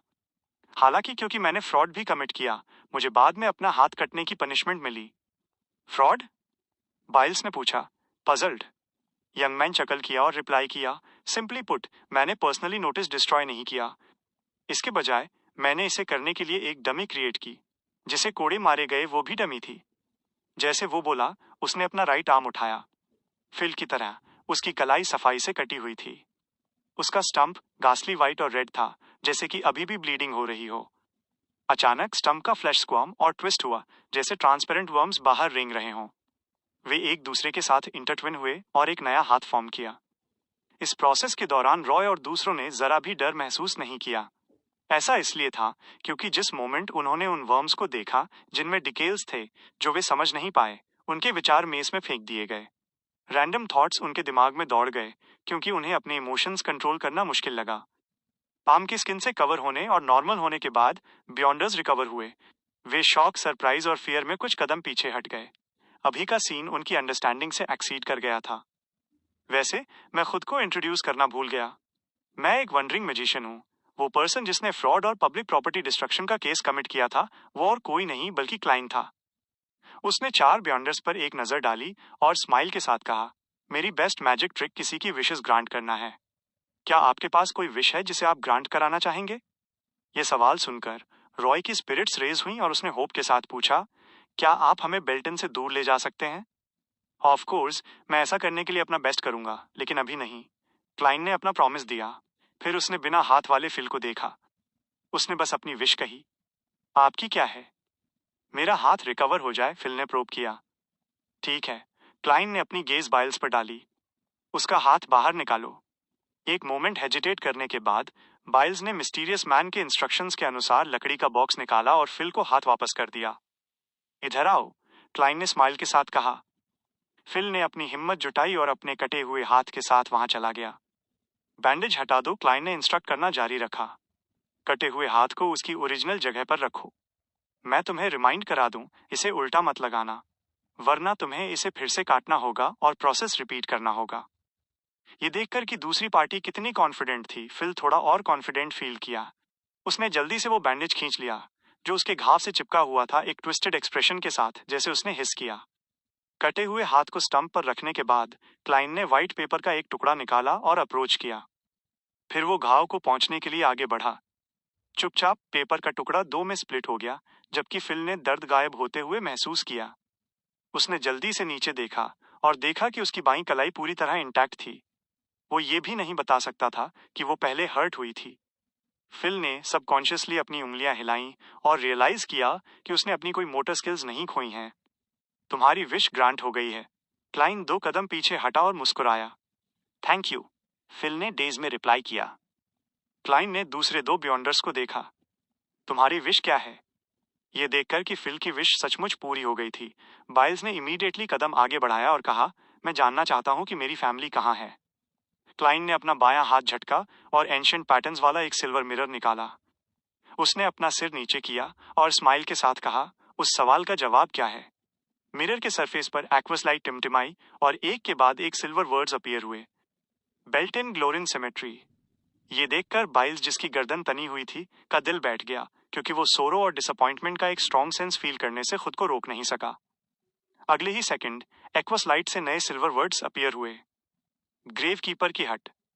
इसका मतलब है कि बाइल्स ने अपने सोरो को खुशी में बदलते हुए महसूस किया और सिंसियरली कहा, थैंक यू। जैसे ही उसने बोलना खत्म किया, उसने अचानक 2 सवालों के बारे में सोचा। ग्रेवयार्ड में कितने लोग रह सकते हैं? ग्रेव कीपर की हट में कितने ग्रेव कीपर्स हो सकते हैं? उसके फैमिली मेंबर्स डेफिनेटली 2 या 3 से ज्यादा थे। बाइल्स का एक्सप्रेशन ग्लूम और जॉय के बीच ओसिलेट होता रहा इससे पहले कि वो शांत हो गया। नतीजतन उसने सिल्वर मिरर द्वारा पूछा गया सवाल नहीं देखा। ग्रेट मास्टर, क्या मैंने काइंडली आंसर दिया?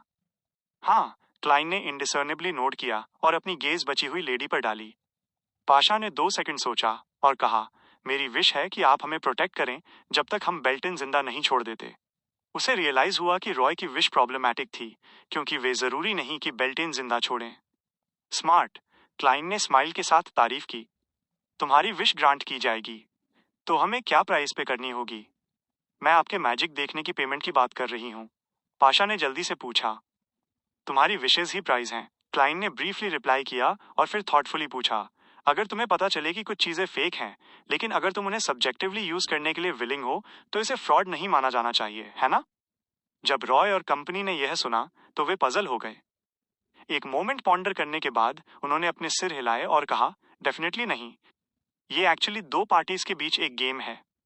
एक वॉलंटरी एक्शन जिसमें एक्शंस की क्लियर अंडरस्टैंडिंग है, वो डेफिनेटली स्कैम नहीं है। इसमें कोई डाउट नहीं है। उनके आंसर्स सुनने के बाद क्लाइंट मुस्कुराया। बहुत अच्छा, एवरेज पर्सन यही सोचेगा। जैसे वो बोला, उसने अपने राइट हैंड से कुछ बार ग्रैब किया, एक वुमन को बाहर खींचा, जिसने सिंपल रोब पहना था और जिसके काले लंबे बाल थे। यह एवरनाइट क्लॉइस्टर की मैट्रन एरियाना का हिस्टोरिकल वॉइड प्रोजेक्शन था। क्लाइन ने चारों ओर देखा और कुछ भी अनयूजुअल नहीं देखा। उसने प्रोजेक्शन पर मुस्कुराया और कहा, मैडम, एग्जैक्टली क्या हुआ? एरियाना की आंखें थोड़ी इधर उधर घूमी, इंस्टेंटली गहरी और शांत हो गईं। इसने किसी को भी अपने दिल की गहराई से सेरेनिटी का सेंस फील कराया। वो कामली बोली, गॉड ऑफ कॉम्बैट के चर्च का चीफ शेफर्ड लैरियन एस्केप हो गया है। मैं उसे ट्रैक कर रही हूँ। एरियाना रुकी और बोली, बेल्टन आने के बाद मुझे नई इन्फॉर्मेशन मिली। हमारी इंटेलिजेंस के अकॉर्डिंग लैरियन अपने साथ एक सील्ड आर्टिफैक्ट ले गया जब वो एस्केप हुआ। 002 चैप्टर 1283 ग्रेजुअली डीपनिंग 002। क्लाइन ने मन ही मन सीरियल नंबर रिपीट किया, ये महसूस करते हुए कि प्रॉब्लम उसकी उम्मीद से कहीं ज्यादा ट्रबलसम हो सकती है। हालांकि ये नहीं कहा जा सकता था कि 002 डेफिनेटली 005 से ज्यादा टेरिफाइंग था, क्योंकि मैजिक विशिंग लैम्प का ट्रू एसेंस एक सील्ड आउटर डिएटी का था, एक ऐसी एंटिटी जो प्रेजेंट ट्रू डिएटी से कहीं ज्यादा स्ट्रांग थी। वो डेफिनेटली इस वर्ल्ड या इस सोलर सिस्टम को भी डिस्ट्रॉय कर सकता था अगर आउटर शेल की रेस्ट्रिक्शंस न होती। हालांकि नंबर जितना छोटा होता, 002 के 005 के कंपैरिजन में ज्यादा डेंजरस और सील करने में ज्यादा डिफिकल्ट होने की लाइक्लीहुड उतनी ही ज्यादा थी। फोर्थ एपोक के एंड में 7 चर्चेज ने ग्रेड 0 सील्ड आर्टिफैक्ट्स के बैच को 2 डिजिट नंबर्स में सीरियलाइज किया था। केवल 001 के बाद दूसरे नंबर पर होने के कारण ये इमेजिन करना पूरी तरह से पॉसिबल है कि 002 कितना टेरिफाइंग है। हालांकि गॉड ऑफ कॉम्बैट ने गॉड्स की बैटल में इस सील्ड आर्टिफैक्ट का यूज नहीं किया लगता। क्या ये डायरेक्ट कॉम्बैट के लिए सुटेबल नहीं था या ये बहुत डेंजरस था? क्या ये फ्रेंड और फो के बीच डिस्टिंग्विश नहीं करता था? क्लाइन के दिमाग में थॉट्स दौड़ गए। उसका एक्सप्रेशन धीरे धीरे सीरियस हो गया। मैम, आप 002 के बारे में क्या जानती हैं?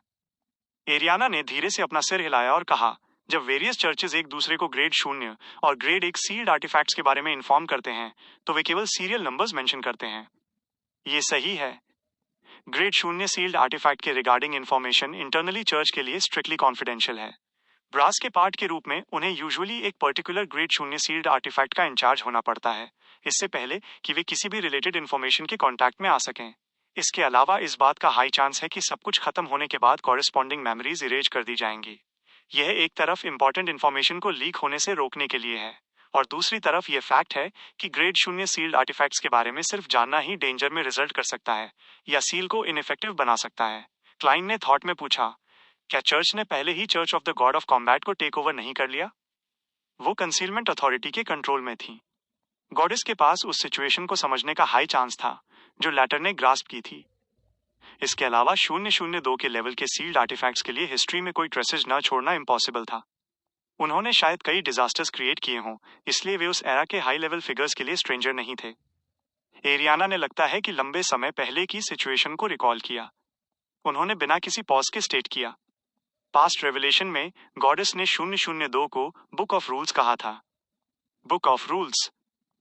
ये और भी ज्यादा टेरिफाइंग है। क्लाइन की आंखें नैरो हो गईं, जैसे उसने बहुत सारे कनेक्शंस बनाए। अपनी पास्ट लाइफ में वो एक गेमिंग एंथुजियास्ट था जिसने बहुत ज्यादा ऑब्सेस्ड न होने के बावजूद ब्रॉड जॉनर के गेम्स खेले थे। वो टर्म बुक ऑफ रूल्स से बिल्कुल भी अनफैमिलियर नहीं था।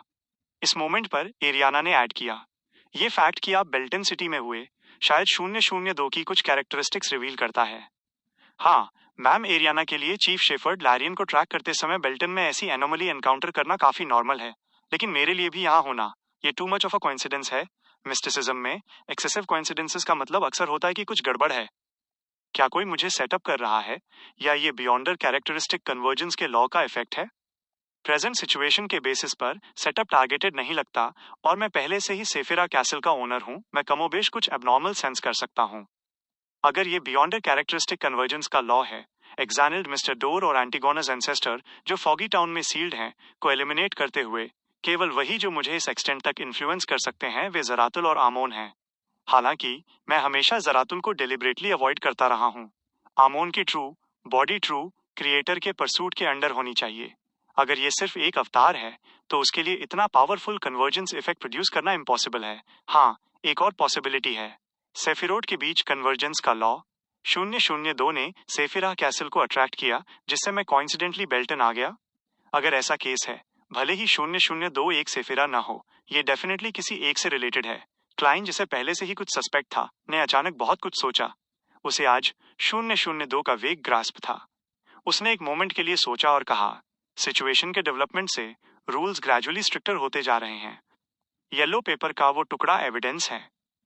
क्या इसका मतलब यह है कि 002 के लाइफ में आने का एक्सटेंट या रीअवेकनिंग की डिग्री डीपर होती जा रही है? एरियाना ने सेरेनली नोट किया और कहा, यह सही है। हमें कुछ होने से पहले इसे ढूंढना होगा और इसे सील करने की कोशिश भी करनी होगी। इसीलिए ये बेस्ट है कि हम स्प्लिट हो जाएं और सर्च रेडियस एक्सपैंड करें, जितना हो सके उतना टाइम सेव करते हुए। क्लाइंट को इस पर कोई ऑब्जेक्शन नहीं था। कुछ सोचने के बाद उसने कहा, मैम, आपने मुझे इतना कुछ बताया है, क्या ये लीकिंग सीक्रेट्स नहीं माना जाता? नहीं, एरियाना ने एक रदर क्लियर आंसर दिया। लीकिंग सीक्रेट्स का मतलब है बेल्ट इन में एनोमली के बारे में आउटसाइड वर्ल्ड को किसी भी तरह से इन्फॉर्म करना। इसने हमारे और आउटसाइड वर्ल्ड के बीच किसी भी फिजिकल कनेक्शन को कट ऑफ कर दिया है, ये ठीक है? कम से कम हमारी यूजुअल कन्वर्जेशंस के साथ किसी प्रॉब्लम के बारे में चिंता करने की जरूरत नहीं है। इन शॉर्ट, ये ठीक है अगर हम कर्स नहीं करते। क्लाइंट ने साइलेंटली रिलीफ की सांस ली और पूछा, नाइट हॉक्स और मैंडेटेड पनिशर्स यहाँ नोटिस पर दिए गए रूल्स का पालन करेंगे? हाँ, एरियाना ने अपना फिगर फेड होने और गायब होने से पहले एक अफर्मेटिव आंसर दिया। एवरनाइट क्लॉइस्टर की मैट्रन को जाते हुए देखने के बाद क्लाइंट ने जल्दी से उस इन्फॉर्मेशन को सॉर्ट आउट किया जो उसने अभी ऑब्टेन की थी और आने वाले पॉसिबल डेवलपमेंट्स की कुछ अंडरस्टैंडिंग गेन की। कॉम्बैट मेन पॉइंट नहीं था। प्रॉब्लम का क्रक्स ये था कि क्या वो 002 को टाइम पर ढूंढ सकता है और इसे सील करने का तरीका सोच सकता है। इस प्रोसेस के दौरान फॉरेनर्स के रूप में वे जो फेस करेंगे वो और ज्यादा कॉम्प्लिकेटेड होता जाएगा। उन्हें रूल्स का पालन करना और कंट्रोल किए गए सिटीजन्स को अवॉइड करना इंक्रीजिंगली डिफिकल्ट लगेगा। ये माइंड में रखकर क्लाइंट ने अपनी गेज रॉय और कंपनी पर डाली जो ज्यादा दूर नहीं थे। उसने स्माइल के साथ पूछा, जो आपने अभी सुना उस पर आपके क्या थॉट्स हैं? रॉय ने पाशा के साथ लुक्स एक्सचेंज किए और कहा, हमें नहीं पता कि ग्रेड 0 सील्ड आर्टिफैक्ट क्या है, लेकिन हम गेस कर सकते हैं कि 002 एक वेरी टेरिफाइंग आइटम है। ये रूल सेट कर सकता है और रियलिटी को एक सर्टेन एक्सटेंट तक चेंज कर सकता है। इसके अलावा ये एनोमली टाइम बीतने के साथ चेंज होती दिख रही है। साथ ही church of the god of combat का चीफ शेफर्ड एक वेरी पावरफुल बियॉन्डर होना चाहिए। क्लाइंट ने जेंटली अपने हाथ क्लैप किए और मुस्कुराया। मेरा इंट्यूशन मुझे बताता है कि ये लैटर हो सकता है। ऐसा इसलिए है क्योंकि किसी के लिए भी वो आइटम बहुत डेंजरस है। ऑफ कोर्स, प्रेमिस ये है कि चीफ शेफर्ड पागल नहीं हुआ है, केवल परसूट से एस्केप करने का चांस क्रिएट करने के लिए 002 का यूज कर रहा है। वैसे मैं आपको बताना भूल गया कि चीफ शेफर्ड एक ग्राउंडेड एंजल है। एंजल? रॉय, पाशा और बाकी लोग जिन्होंने बस मूव करना शुरू ही किया था फ्रीज हो गए। यही बात है, अगर हम हार्डवर्क नहीं करते और छिपकर डेंजर अवॉइड करने की होप करते हैं तो और भी चीजें होंगी जिनका हमें ध्यान रखना होगा। अगर हम केयरफुल नहीं रहे तो हम कोई क्राइम कमिट कर सकते हैं। हे, शायद एंड में हम स्पॉट पर एग्जीक्यूट कर दिए जाएंगे क्योंकि हमने अपने बाएं पैर के साथ दरवाजे से बाहर कदम रखा। उसके शब्दों ने पाशा, बाइल्स और दूसरों को पैनिक में छोड़ दिया। पॉसिबल डेवलपमेंट सुनना इंडीड फनी था, लेकिन दूसरे विचार पर वे भीतर छिपे एक्सट्रीम हॉरर को सेंस कर सकते थे। कुछ सेकंड्स बाद पाशा ने सोलम एक्सप्रेशन के साथ कहा, इसके अलावा सिटीजन्स हमारे साथ डील करने के लिए कोई भी मींस यूज कर सकते हैं, लेकिन हम फाइट बैक करने में अनेबल हैं। ऐसा इसलिए है क्योंकि मारना और वॉलंटरीली नुकसान पहुंचाना वेरी सीरियस क्राइम्स हैं। हम उनके सेंसेज को डिसीव करने की कोशिश कर सकते हैं, लेकिन हम इसे बहुत बार यूज नहीं कर सकते, क्लाइंट ने कैजुअली कहा। हमें अभी जो करने की जरूरत है वो है 002 द्वारा फॉलो किए जाने वाले रूल्स को क्विकली समराइज करना। इस तरह हम इसे ढूंढ सकते हैं और सील कर सकते हैं इससे पहले कि ये लाइफ में आए या अवेकन होकर ट्रू इंटेलिजेंस गेन करे। आपके क्या थॉट्स हैं? मॉरोडर फिल ने एक मोमेंट के लिए सोचा और प्रोब किया। ये हम पे डायरेक्टली अटैक करने में कैपेबल नहीं लगता। ये हमें केवल तभी पनिश कर सकता है जब हम रूल्स वायलेट करते हैं और क्राइम्स कमिट करते हैं। क्लाइंट ने अपनी उंगलियां चटकाई और कहा, सही है, मैं अभी के लिए इस लॉ को समराइज कर सकता हूँ। 002 उन्हें पनिश नहीं कर सकता जो क्राइम्स कमिट नहीं करते। बाइल्स ब्लर्ट आउट हुआ, लेकिन ये सिटीजन्स को फॉरेनर्स अरेस्ट करने के लिए कह सकता है। फॉरेनर्स क्रिमिनल्स कंसीडर नहीं किए जाते। ये पहले के लॉ को कॉन्ट्रडिक्ट करता है, क्लाइंट ने स्माइल के साथ रिप्लाई किया। हालांकि हिस्ट्री में कई सिटीज डिस्क्रिमिनेशन और फॉरेनर्स के एक्सपल्शन को शामिल करने वाले लॉज के साथ आई हैं, उनके डेवलपमेंट की डिफरेंट स्टेजेस में। क्या आपने इस मैटर से कोई डीपर लॉज डेसिफर किए? चारों बियॉन्डर्स ने एक के बाद एक फ्राउन किया, अनश्योर थे कि उनके सामने वाला पावरफुल मैजिशियन क्या एक्सप्रेस करने की कोशिश कर रहा था। एक ब्रीफ साइलेंस के बाद पाशा, जिसने उसके पूछे गए सवाल के बारे में सोचा, ये पूछना कि क्या पर्टिकुलर एक्शन फ्रॉड कंसिडर किया जाता है, हेजिटेट हुई और बोली, 002 द्वारा इशू किए गए रूल्स पब्लिक की अंडरस्टैंडिंग से मैच होने चाहिए और एक सर्टेन एक्सटेंट तक एक्नॉलेज्ड होने चाहिए। वो एक अच्छा आइडिया है, क्लाइंट ने प्रेज किया। ये फॉरेनर्स के अरेस्ट के रिगार्डिंग लॉ की बदौलत एक गेस है। ये आपके प्रीवियस फीडबैक से वेरीफाई हो चुका है, तो हम इसे टेम्पररीली इसके सेकंड लॉ के रूप में लिस्ट कर सकते हैं। ये हमें डिटर्मिन करने में हेल्प कर सकता है कि कौन से एक्शंस क्राइम्स हैं और कौन से नहीं। पाशा को पावरफुल मैजिशियन की प्रेज 2 बार रिसीव करते हुए देखकर रॉय ने जल्दी से ऐड किया, ये कॉन्स्टेंटली लॉस का नंबर इंक्रीज करेगा, कॉम्प्लेक्सिटी के एक सर्टन लेवल तक पहुंचते हुए, जिससे हमें लिमिट कर देगा। हम चाहे जो भी करें, हमें पनिश किया जाएगा। यस, फॉरेनर्स को अरेस्ट करने के बेसिस पर प्राइवेट प्रॉपर्टी में ट्रेसपासिंग और पब्लिक में शौच या पेशाब करने का प्रोहिबिशन जैसे क्लॉजेस टाइम बीतने के साथ हमारे लिए लाइफ को हॉर्डर बना देंगे। जैसे ही क्लाइंट ने एग्रीमेंट में नोट किया, उसका स्पिरिचुअल परसेप्शन ट्रिगर हो गया। उसने इंस्टिंक्टिवली अपना सिर उठाया और नोटिस बोर्ड को देखा। उसने रियलाइज किया कि गोटस्किन पार्चमेंट उस पर अपीयर हो गया था किसी पॉइंट पर। Curfew order. ये पाशा और दूसरों ने भी इस चेंज को नोटिस किया और उनकी आंखें चौड़ी हो गईं। रात काफी हो चुकी थी। अगर वे कुछ समय और बाहर रहते तो वे कर्फ्यू वायलेट कर देते और कुछ पनिशमेंट सफर करते। फिर पनिशमेंट हर बार वर्सन होती जाएगी जब तक कि उन्हें डेथ सेंटेंस नहीं मिल जाती। चलो चलें, हमारे पास ज्यादा टाइम नहीं है। क्लाइंट ने अपनी टॉल हैट नीचे प्रेस की और स्माइल के साथ कहा, हमारा टारगेट मोस्ट लाइकली एक बुक है। यह अभी भी चीफ शेफर्ड के साथ हो सकती है, या ये शायद पहले ही। Chapter 1284, limitation loophole. इस दुनिया के प्रेजेंट एरा में एक डेटी में बिलीफ कॉमन था। डिफरेंस बस ये था कि वे किस डेटी में बिलीव करते थे। इसलिए भले ही रॉय, पाशा और कंपनी मिस्टिसिज्म में एंजल्स का मीनिंग नहीं समझते थे, उन्होंने अपने आसपास के प्रीस्ट्स, बिशप्स और सीनियर्स से एंजल्स के बारे में लेजेंड्स कमोबेश सुने थे। वे जानते थे कि वे डेटीज के सर्वेंट्स थे और पावरफुल क्रिएचर्स थे, जो हिम या हर एड्रेस किए जाने के लिए क्वालिफाइड थे। उनका हर एक्शन मिराकल्स क्रिएट कर सकता था। वे डेफिनेटली ऐसी चीज नहीं थे जिनसे ऑर्डिनरी लोग कंपेयर कर सकें। इन 4 बियॉन्डर्स के दिलों में एंजल्स एक पूरे डिफरेंट लेवल के थे, दूसरी दुनिया की होली स्पिरिट्स।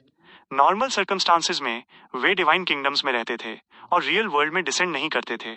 उन्हें ट्रू लेजेंड्स की तरह ट्रीट किया जा सकता था, बिना ये कंसीडर किए कि उनका रियलिटी में क्या मीनिंग था। बिल्कुल उन बैटल्स की तरह जो उन्होंने पास्ट में एक्सपीरियंस की थी। हालांकि वे कभी कभी आज बियॉन्डर्स को एनकाउंटर करते थे जो उनके दिलों में टेरर स्ट्राइक करते थे, जैसे आज उनका एंजल होना उनके दिमाग में आखिरी चीज थी। वे दोनों सेम लेवल पर नहीं थे। लेकिन आज एक वंडरिंग और मिस्टीरियस मैजिशियन ने उन्हें इन्फॉर्म किया था कि गॉड ऑफ कॉम्बैट के चर्च का चीफ शेफर्ड एक एंजल था जो लैंड पर वॉक कर रहा था। फिल और बाकी लोग उस मिस्टीरियस जेंटलमैन में, जिसने हर तरह के अमेजिंग कारनामे दिखाए थे, अपने दिल की गहराई से बिलीव करते थे। सबसे पहले उसने उनकी विशेष ग्रांट की थी और काफी फ्रेंडली था। दूसरे, वे बिलीव नहीं करते थे कि वे ऐसे मैटर्स में डिसीव किए जाने के लिए क्वालिफाइड हैं। उनके लिए चीफ शेफर्ड एक एंजल या एक अबनॉर्मली पावरफुल बियॉन्डर था। एसेंस में दोनों के बीच कोई डिफरेंस नहीं था। इस दुनिया की रियलिटी हमारी इमेजिनेशन से कहीं ज्यादा एक्सीड करती है। वो शब्द जो पाशा अक्सर कहती थी उसके दिमाग में फ्लैश हुए। रॉय ने और कनेक्शंस बनाए। उसे याद आया कि वो लेडी जिसे मिस्टर मैजिशियन ने थिन एयर से इनवाइट किया था, ने मेंशन किया था कि वो गॉड ऑफ कॉम्बैट के चीफ शेफर्ड को परस्यू कर रही थी। इसके अलावा वो एवरनाइट गॉडेस का रेवलेशन देखने के लिए क्वालिफाइड लग रही थी। सिर्फ एक ही पर्सन जो एक एंजल को ट्रैक कर सकता है, वो शायद दूसरा एंजल है। मिस्टर मैजिशियन की उस लेडी के सामने परफॉर्मेंस के साथ उनका लेवल उससे ज्यादा कम नहीं हो सकता।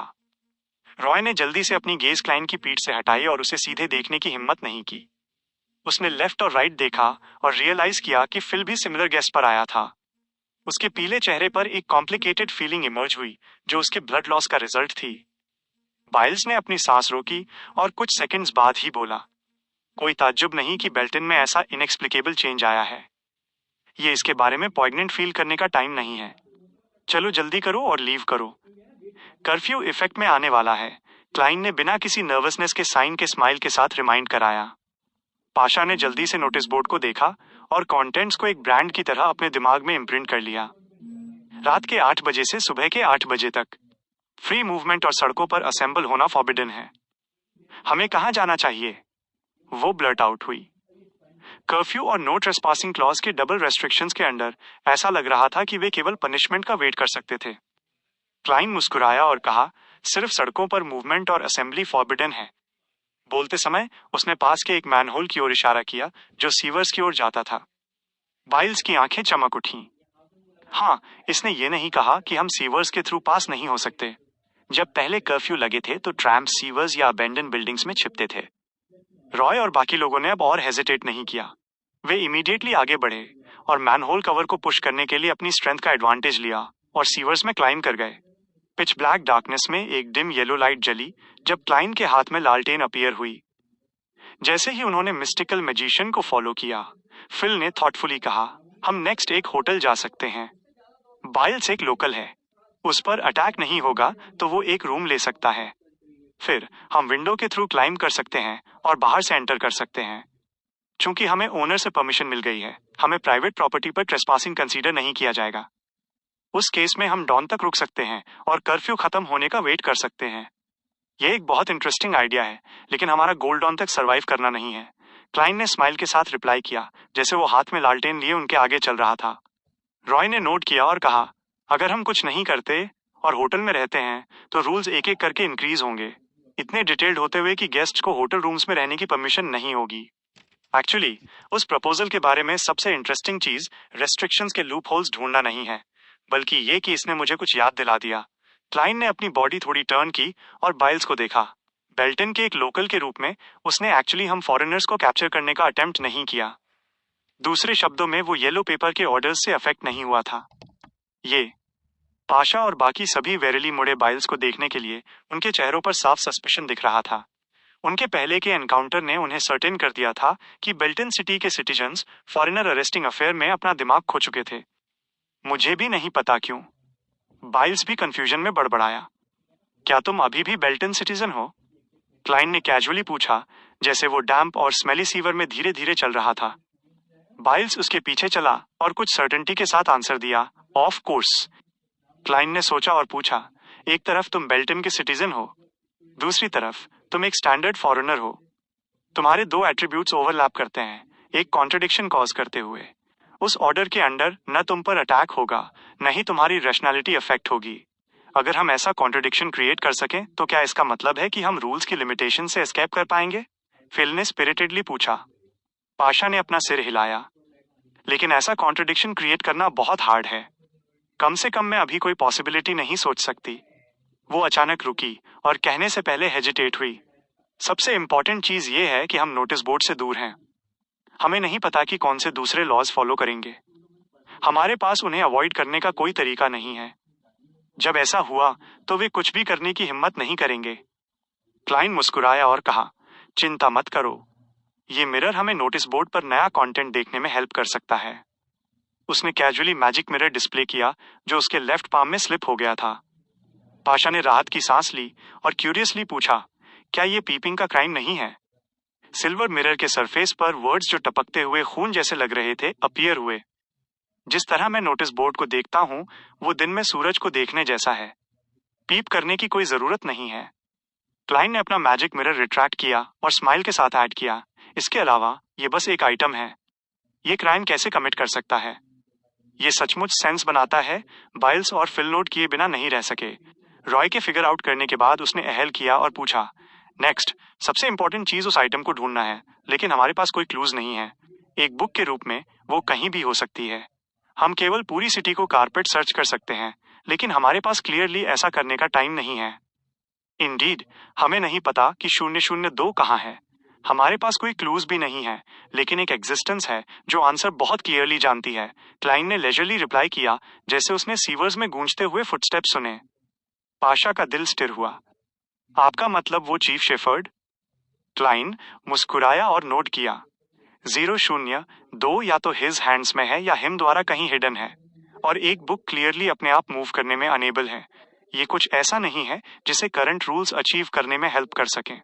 लेकिन हम उस चीफ शेफर्ड को कैसे ढूंढें? बाइल्स ब्लर्ट आउट हुआ, शायद इसलिए क्योंकि मैजिकल मिस्टर मैजिशियन उसके साइड में था। वो ग्राउंडेड एंजल को सर्च करने से इतना नहीं डर रहा था। क्लाइन ने कामली लालटेन पकड़ी और कहा, जब तक 002 चीफ शेफर्ड को इम्यूनिटी प्रोवाइड नहीं करता, ही को भी नोटिस पर लिखे लॉज अबाइड करने होंगे। ही ओरिजिनली फेसाक से था, तो ही अनडाउटेडली बेल्टन का सिटीजन नहीं है। ही लोकल्स का ट्रीटमेंट एंजॉय करने में अनेबल है। सिमिलरली, हालांकि ही कहीं और से एक एंजल है और वर्ड के नैरो सेंस में फॉरेनर नहीं है, ही इजंट ह्यूमन, ही भी सिटीजन्स द्वारा परस्यू किया जाएगा। यह कंफर्म किया जा सकता है। शॉर्ट में उस चीफ शेफर्ड को कर्फ्यू अबाइड करना होगा और प्राइवेट रेजिडेंसेस ट्रेसपास नहीं करना होगा। वो पब्लिक एरिया में नहीं छिप सकता जो रात में पब्लिक के लिए ओपन नहीं है। सेम टाइम पर एक फ्यूजिटिव के रूप में ही के पास लाइकली बाइल्स जैसे डुअल ट्रेड्स वाले कंपेनियंस नहीं है। बताओ, तुम्हें क्या लगता है ही कहाँ होगा? रॉय की आंखें इधर उधर डार्ट हुईं, जैसे उसने कई आंसर्स दिए। सीवर्स, सेमेट्री, मिडनाइट से पहले कैथेड्रल, अबेंडन बिल्डिंग्स। तुम रात में सेमेट्री एंटर नहीं कर सकते। अबेंडन बिल्डिंग्स किसी या किसी ग्रुप द्वारा ओन्ड हैं, प्रॉपर्टी राइट्स के वर्च्यू से, पाशा ने रिमाइंड कराया। हाँ, एक बार सीवर्स रेस्ट्रिक्टेड हो जाएं, हम चीफ शेफर्ड को सर्च करने या हिम का वेट करने के लिए कैथेड्रल की ओर हेड करेंगे। क्लाइन ने रिलैक्स टोन में कहा, जैसे वो किसी ट्रिवियल मैटर पर डिसाइड कर रहा हो। रॉय, फिल और बाकी स्टन थे। उन्होंने एक्सपेक्ट नहीं किया था कि वे अपने टारगेट पर इतनी आसानी से लॉक कर पाएंगे। बस डिस्कशन के कुछ वर्ड्स ने एक एंजल के वेयरअबाउट्स एक्सपोज कर दिए। हाउएवर, बेल्टन में काफी कैथेड्रल्स हैं। हमें टाइम सेव करने के लिए कॉन्सर्ट में एक्ट करना होगा। साथ ही कैथेड्रल शायद his level as an angel और हिज पावर्स पर रिलाई करके पनिशमेंट को फोर्सफुली रेसिस्ट कर सके। ये कहकर क्लाइन ने अपना सिर नीचे किया और अपने हाथ में मैजिक मिरर से कहा, एरोड्स, पूरी सिटी को मॉनिटर करो और किसी भी एनोमलीज पर अटेंशन दो। मिरर को इंस्ट्रक्शंस देने के बाद क्लाइन ने एक बार फिर मैम एरियाना को हिस्ट्री की फॉग से बाहर ड्रैग किया और हर को चर्च ऑफ एवरनाइट के कैथेड्रल्स का इंचार्ज होने को कहा। ऐसा करने के बाद वो मुड़ा और रॉय, पाशा और कंपनी से कहा, अगर हम ये सब करने के बाद भी चीफ शेफर्ड को नहीं ढूंढ पाते हैं तो इसका मतलब है कि ही ने या तो बेल्टन लीव कर दिया है 002 को पीछे छोड़कर एनिमी को अटैक करने के लिए, या उसने 002 का कंट्रोल ऑलरेडी सर्टेन एक्सटेंट तक गेन कर लिया है। शॉर्ट में हम अभी के लिए एलिमिनेशन के मीन से प्रोसीड कर सकते हैं। रॉय और कंपनी ने यूनिसन में नोट किया, जैसे वे सीवर्स में क्लाइन को फॉलो करते रहे।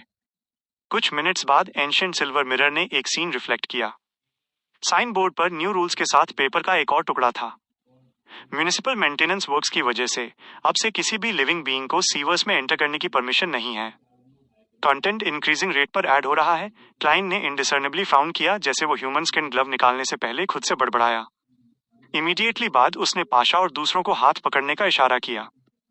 फिर उसने उनमें से एक को कंधे से पकड़ा और उन्हें सीवर्स से बाहर लीड किया, नियरेस्ट स्टॉर्म कैथेड्रल में टेलीपोर्ट करने के लिए। इस प्रोसेस के दौरान 4 बियॉन्डर्स ने पहले सीवर्स में चूहों और कॉकरोच को ट्विच करते हुए देखा, जैसे वे एक के बाद एक मर रहे थे। उसके बाद वे स्ट्रेंज और एब्स्ट्रैक्ट स्पिरिट वर्ल्ड की ओर अट्रैक्ट हुए, जैसे उन्होंने मेंटल लेवल पर कोई कैथारसिस सफर किया हो। अब छोड़ने के बारे में भूल जाओ। हालांकि शाम को स्टॉर्म कैथेड्रल में ज्यादा सप्लिकेंट्स नहीं थे, क्लाइन ने कन्फ्लिक्ट से बचने के लिए एक कॉरिडोर में अपीयर होना चूज किया जो गार्डन की तरफ जाता था। कितना मैजिकल है, पाशा ने सेटलिंग सराउंडिंग्स को देखते हुए खुद से बड़बड़ाया।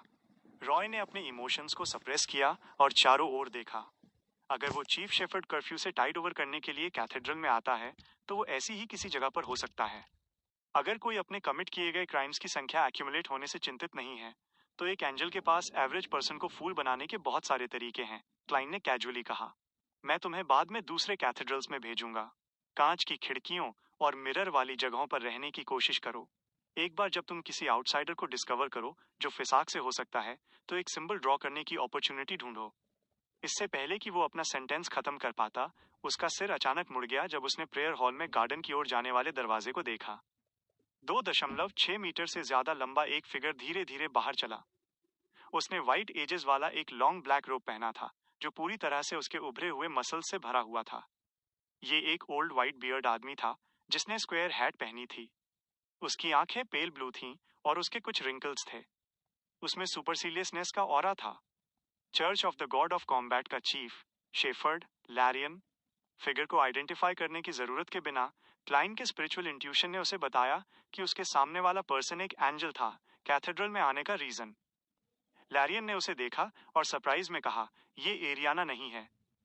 उसने इमीडिएटली अपना एक्सप्रेशन रिस्ट्रेन किया और रदर इंडिफरेंटली कहा, उसका हेल्पर लगता है। तुम उसे बता सकते हो कि मैं 002 के साथ एक एग्रीमेंट पर पहुंच गया हूं जो एक सर्टेन डिग्री तक जिंदा हो गया है। मैं लीव करने की परमिशन के एक्सचेंज में इसे सील करना छोड़ दूंगा और तुम सब यहाँ रहोगे, रूल्स में बदलाव और इंक्रीजिंगली स्ट्रिक्टर लॉज को एंड्योर करते हुए, जब तक कि तुम सब पूरी तरह मर नहीं जाते। चीफ शेफर्ड बिल्कुल भी चिंतित नहीं लग रहा था, कि क्लाइन उसे रोक देगा। ऐसा इसलिए था क्योंकि जब वो बोला तो उसकी बॉडी तेजी से एजिंग हो रही थी। उसकी स्किन का सरफेस जल्दी से रिंकल से कवर हो गया, उस पर एजिंग स्पॉट्स अपीयर हो रहे थे, एक रॉटिंग लिक्विड के साथ टपकते हुए। बस एक आंख झपकते ही लैरियन ऐसा लग रहा था जैसे वो अपनी एजिंग से थिन एयर में इवेपोरेट होने वाला है। फिर वो रोटेन लिक्विड के एक पूल में बदल गया जो पूरी तरह से इवेपोरेट हो गया। इस सीन का इम्पैक्ट बाइल्स और कंपनी की रीढ़ में सिहरन पैदा कर गया। उन्हें लगा जैसे उनका दिमाग हैवायर होने वाला है और उनके इमोशंस कोलैप्स होने वाले हैं। ये बिल्कुल उन अनगिनत छोटे वर्म्स की तरह था जो मिस्टर मैजिशियन की कलाई के घाव से बाहर रेंगते थे जब उन्होंने अपना हाथ रिफॉर्म किया था। ये उतना ही टेरिफाइंग और हैरोइंग था। एक स्ट्रेंज एबिलिटी, इसका ट्विलाइट से कुछ लेना देना है। क्लाइन का लैरियन को रोकने का कोई इंटेंशन नहीं था, उसने केवल थॉट में नोट किया। बेल्टन के कॉरेस्पॉन्डिंग स्पिरिट वर्ल्ड में लैरियन का फिगर अपीयर हुआ और नॉर्मल हो गया। उसके ठीक बाद मानो वो स्पिरिट वर्ल्ड क्रिएचर्स को कंट्रोल कर सकता था। वो एक इनविजिबल बैरियर के थ्रू पास हुआ और बेल्टन सिटी की कई रेस्ट्रिक्शन से एस्केप हो गया। लेकिन जैसे ही लैरियन स्पेस के थ्रू टेयरिंग शुरू करने वाला था, सब कुछ अचानक डार्क हो गया और उसने डार्क क्लॉथ का एक सीमलेस पैच देखा। ये एक दीवार की तरह था जिसने लैरियन का रास्ता ब्लॉक कर दिया था। लैरियन ने कॉशियसली अपने एक्शंस रोके, इन्फिनिटली हाई एरिया की ओर देखा जहां 7 प्योर लाइट्स थीं। हालांकि वो केवल एक इल्यूसरी कर्टन देख सकता था जो वहां से नीचे लटक रहा था, स्पिरिट वर्ल्ड के उस एरिया को एनवेलप करते हुए जो बेल्टन से कॉरेस्पॉन्डिंग था, इसे आइसोलेट करते हुए और एक इंडिपेंडेंट वर्ल्ड क्रिएट करते हुए। उसी समय लैरियन के इंट्यूशन ने एक डेमन हंटर के रूप में उसे बताया कि कर्टेन द्वारा फॉर्म किया गया बैरियर एक्सट्रीमली स्ट्रांग था और ब्रेक थ्रू करने में डिफिकल्ट था। उसे ऐसा करने के लिए बहुत टाइम और एफर्ट खर्च करने की जरूरत थी। इस चीफ शेफर्ड के लिए जो हो रहा था उसमें एक अजीब कॉमिकल फीलिंग थी जिससे वो अपने बढ़ते हुए गुस्से को कंटेन करने में असमर्थ हो गया। ये उसके लिए काउंटलेस हार्डशिप्स के बाद एक सीक्रेट चैम्बर की चाबी खोजने जैसा था। ठीक जब उसने दरवाजा खोलने और दूसरों से पहले निकलने का मौका पाया, वो ये जानकर सरप्राइज्ड हुआ कि चैम्बर के दरवाजे पर एक एडिशनल लॉक था, एक रदर स्टडी लॉक। इसमें रियलिज्म के सेंस की कमी है।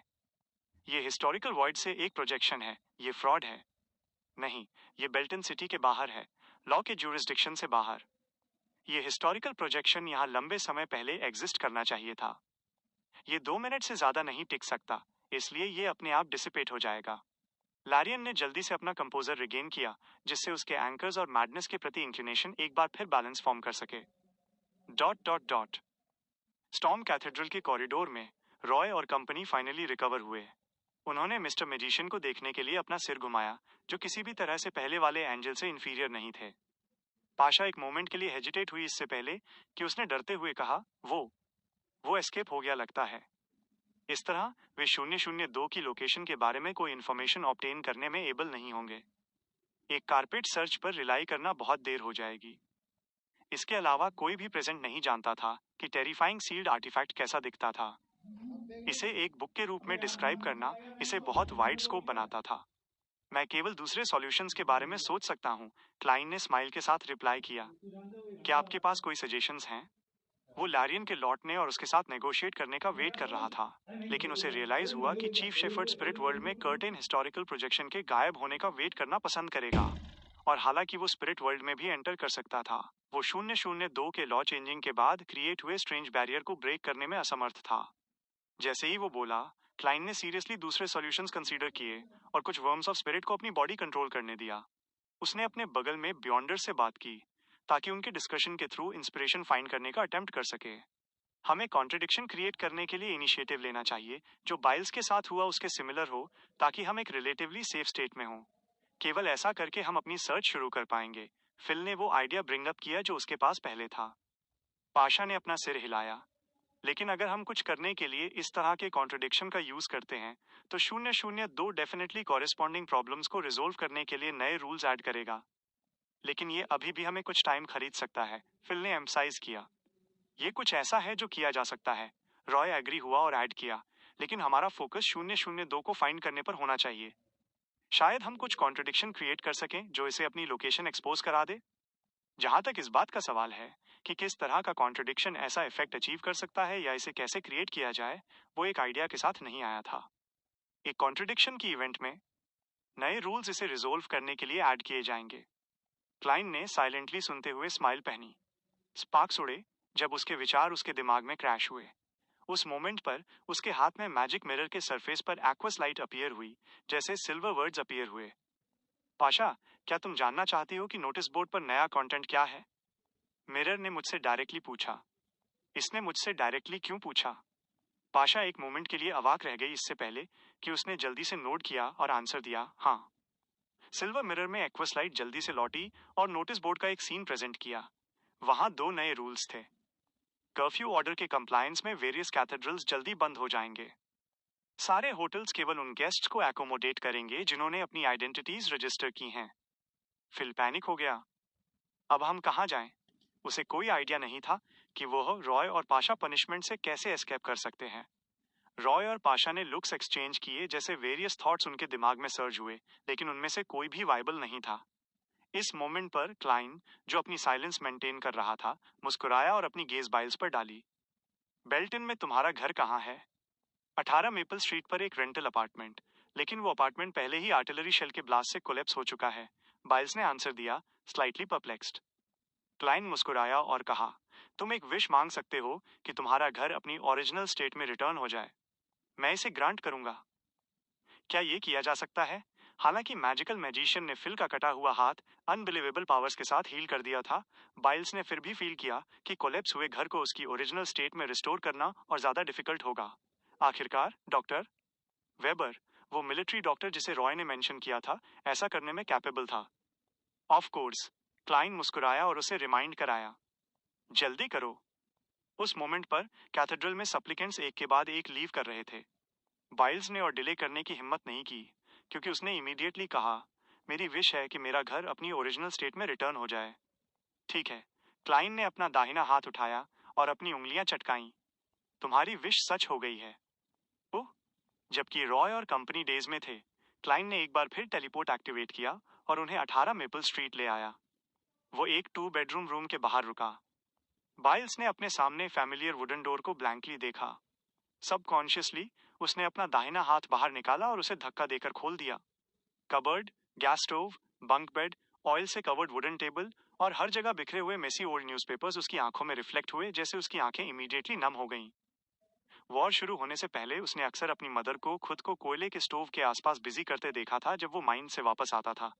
उसके फादर और भाई ने या तो रिपेयर्स करने के लिए टाइम का यूज किया या फ्रूट और वेजिटेबल्स के स्पॉइल्ड पार्ट्स को हैंडल करने में हेल्प की। उन्होंने कुछ काम किया जो घर ले जाया जा सकता था। उसकी छोटी नीस ने अपनी मदर की गाइडेंस में ओल्ड न्यूज़पेपर से अल्फाबेट सीखा, जबकि उसने माचिस के डिब्बे एक साथ रखे। हालांकि ऐसी लाइफ टफ थी और रिस्क अवॉइड करने की कोई एबिलिटी नहीं थी, ये अभी भी बाइल्स के लिए एक वंडरफुल मेमोरी थी। ये dark mine paths, heavy ores और सुपरवाइजर्स से कोड़े मारने से कई गुना बेहतर था। लेकिन अब ब्यूटी का ये छोटा सा टुकड़ा भी पूरी तरह से डिस्ट्रॉय हो गया था। क्या तुम हमें अंदर इनवाइट नहीं करने वाले? फिल दरवाजे पर खड़ा था, प्राइवेट प्रॉपर्टी पर ट्रेसपास करने की हिम्मत नहीं कर रहा था। अपने सेंसेज में वापस आने के बाद बाइल्स ने जल्दी से कहा, प्लीज अंदर आ जाओ। अनऑक्यूपाइड घर में एंटर करने के बाद क्लाइन ने एक कुर्सी खींची जो किसी भी मोमेंट टूट सकती थी और बैठ गया। वो फिर चुप हो गया। रॉय, पाशा और दूसरे जेंटलमैन को डिस्टर्ब करने की हिम्मत नहीं कर रहे थे, जैसे वे चुपचाप उसके साइड में वेट कर रहे थे। 20 से 30 सेकंड्स के बाद क्लाइन ने अचानक चारों ओर देखा और स्माइल के साथ कहा, मेरे पास एक आइडिया है जिसके लिए वेरिफिकेशन की जरूरत है। मेरे साथ इस पर कौन काम करना चाहता है? मैं करूंगा, रॉय ने बिना किसी हेजिटेशन के रिप्लाई किया। क्लाइन मुस्कुराया और रिप्लाई किया, बाद में सवालों का सच्चाई से जवाब मत देना। मैं 002 के रूल्स में छिपे लूप होल्स ढूंढ रहा हूँ। रॉय ने नोट किया और कहा, यह कोई इश्यू नहीं होगा। क्लाइन ने इमीडिएटली मैजिक मिरर निकाला और रॉय से कहा, इससे एक सवाल पूछो। रॉय ने एक मोमेंट के लिए सोचा और कहा, मुझे अपना अगला पोषण कहाँ मिल सकता है? सिल्वर मिरर के सरफेस पर एक सीन अपीयर हुआ। ये church of the god of combat का चीफ शेफर्ड लैरियन था, जो स्पिरिट वर्ल्ड के चारों ओर पेसिंग कर रहा था। रॉय का एक्सप्रेशन इंस्टेंटली स्टिफ हो गया। फिर उसने मिस्टर मैजिशियन को कहते सुना, अब तुम्हारी बारी है इसके सवाल का जवाब देने की। याद रखना, इसे सही जवाब मत देना। रॉय ने जल्दी से अपने थॉट्स पर लगाम लगाई और मिरर की ओर वापस देखा। उसने देखा कि मिरर पहले ही खुद मिस्टर मैजिशियन में ट्रांसफॉर्म हो चुका था और ब्लड लाइक टेक्स्ट की कुछ और लाइंस अपीयर हुई थीं। तुमने अपना फर्स्ट टाइम किसे दिया? रॉय ने इंस्टेंटली पास्ट रिकॉल किया, जब उसका चेहरा लाल हो गया। फिर उसने मिस्टर मैजिशियन के इंस्ट्रक्शंस के अनुसार जवाब दिया, मैं श्योर नहीं हूँ। झूठ। सिल्वर मिरर पर blood coloured text instantly terrifying words में कंडेंस हो गया। पा। बिजली का एक बोल्ट कहीं से अपीयर हुआ और रॉय को स्ट्राइक किया।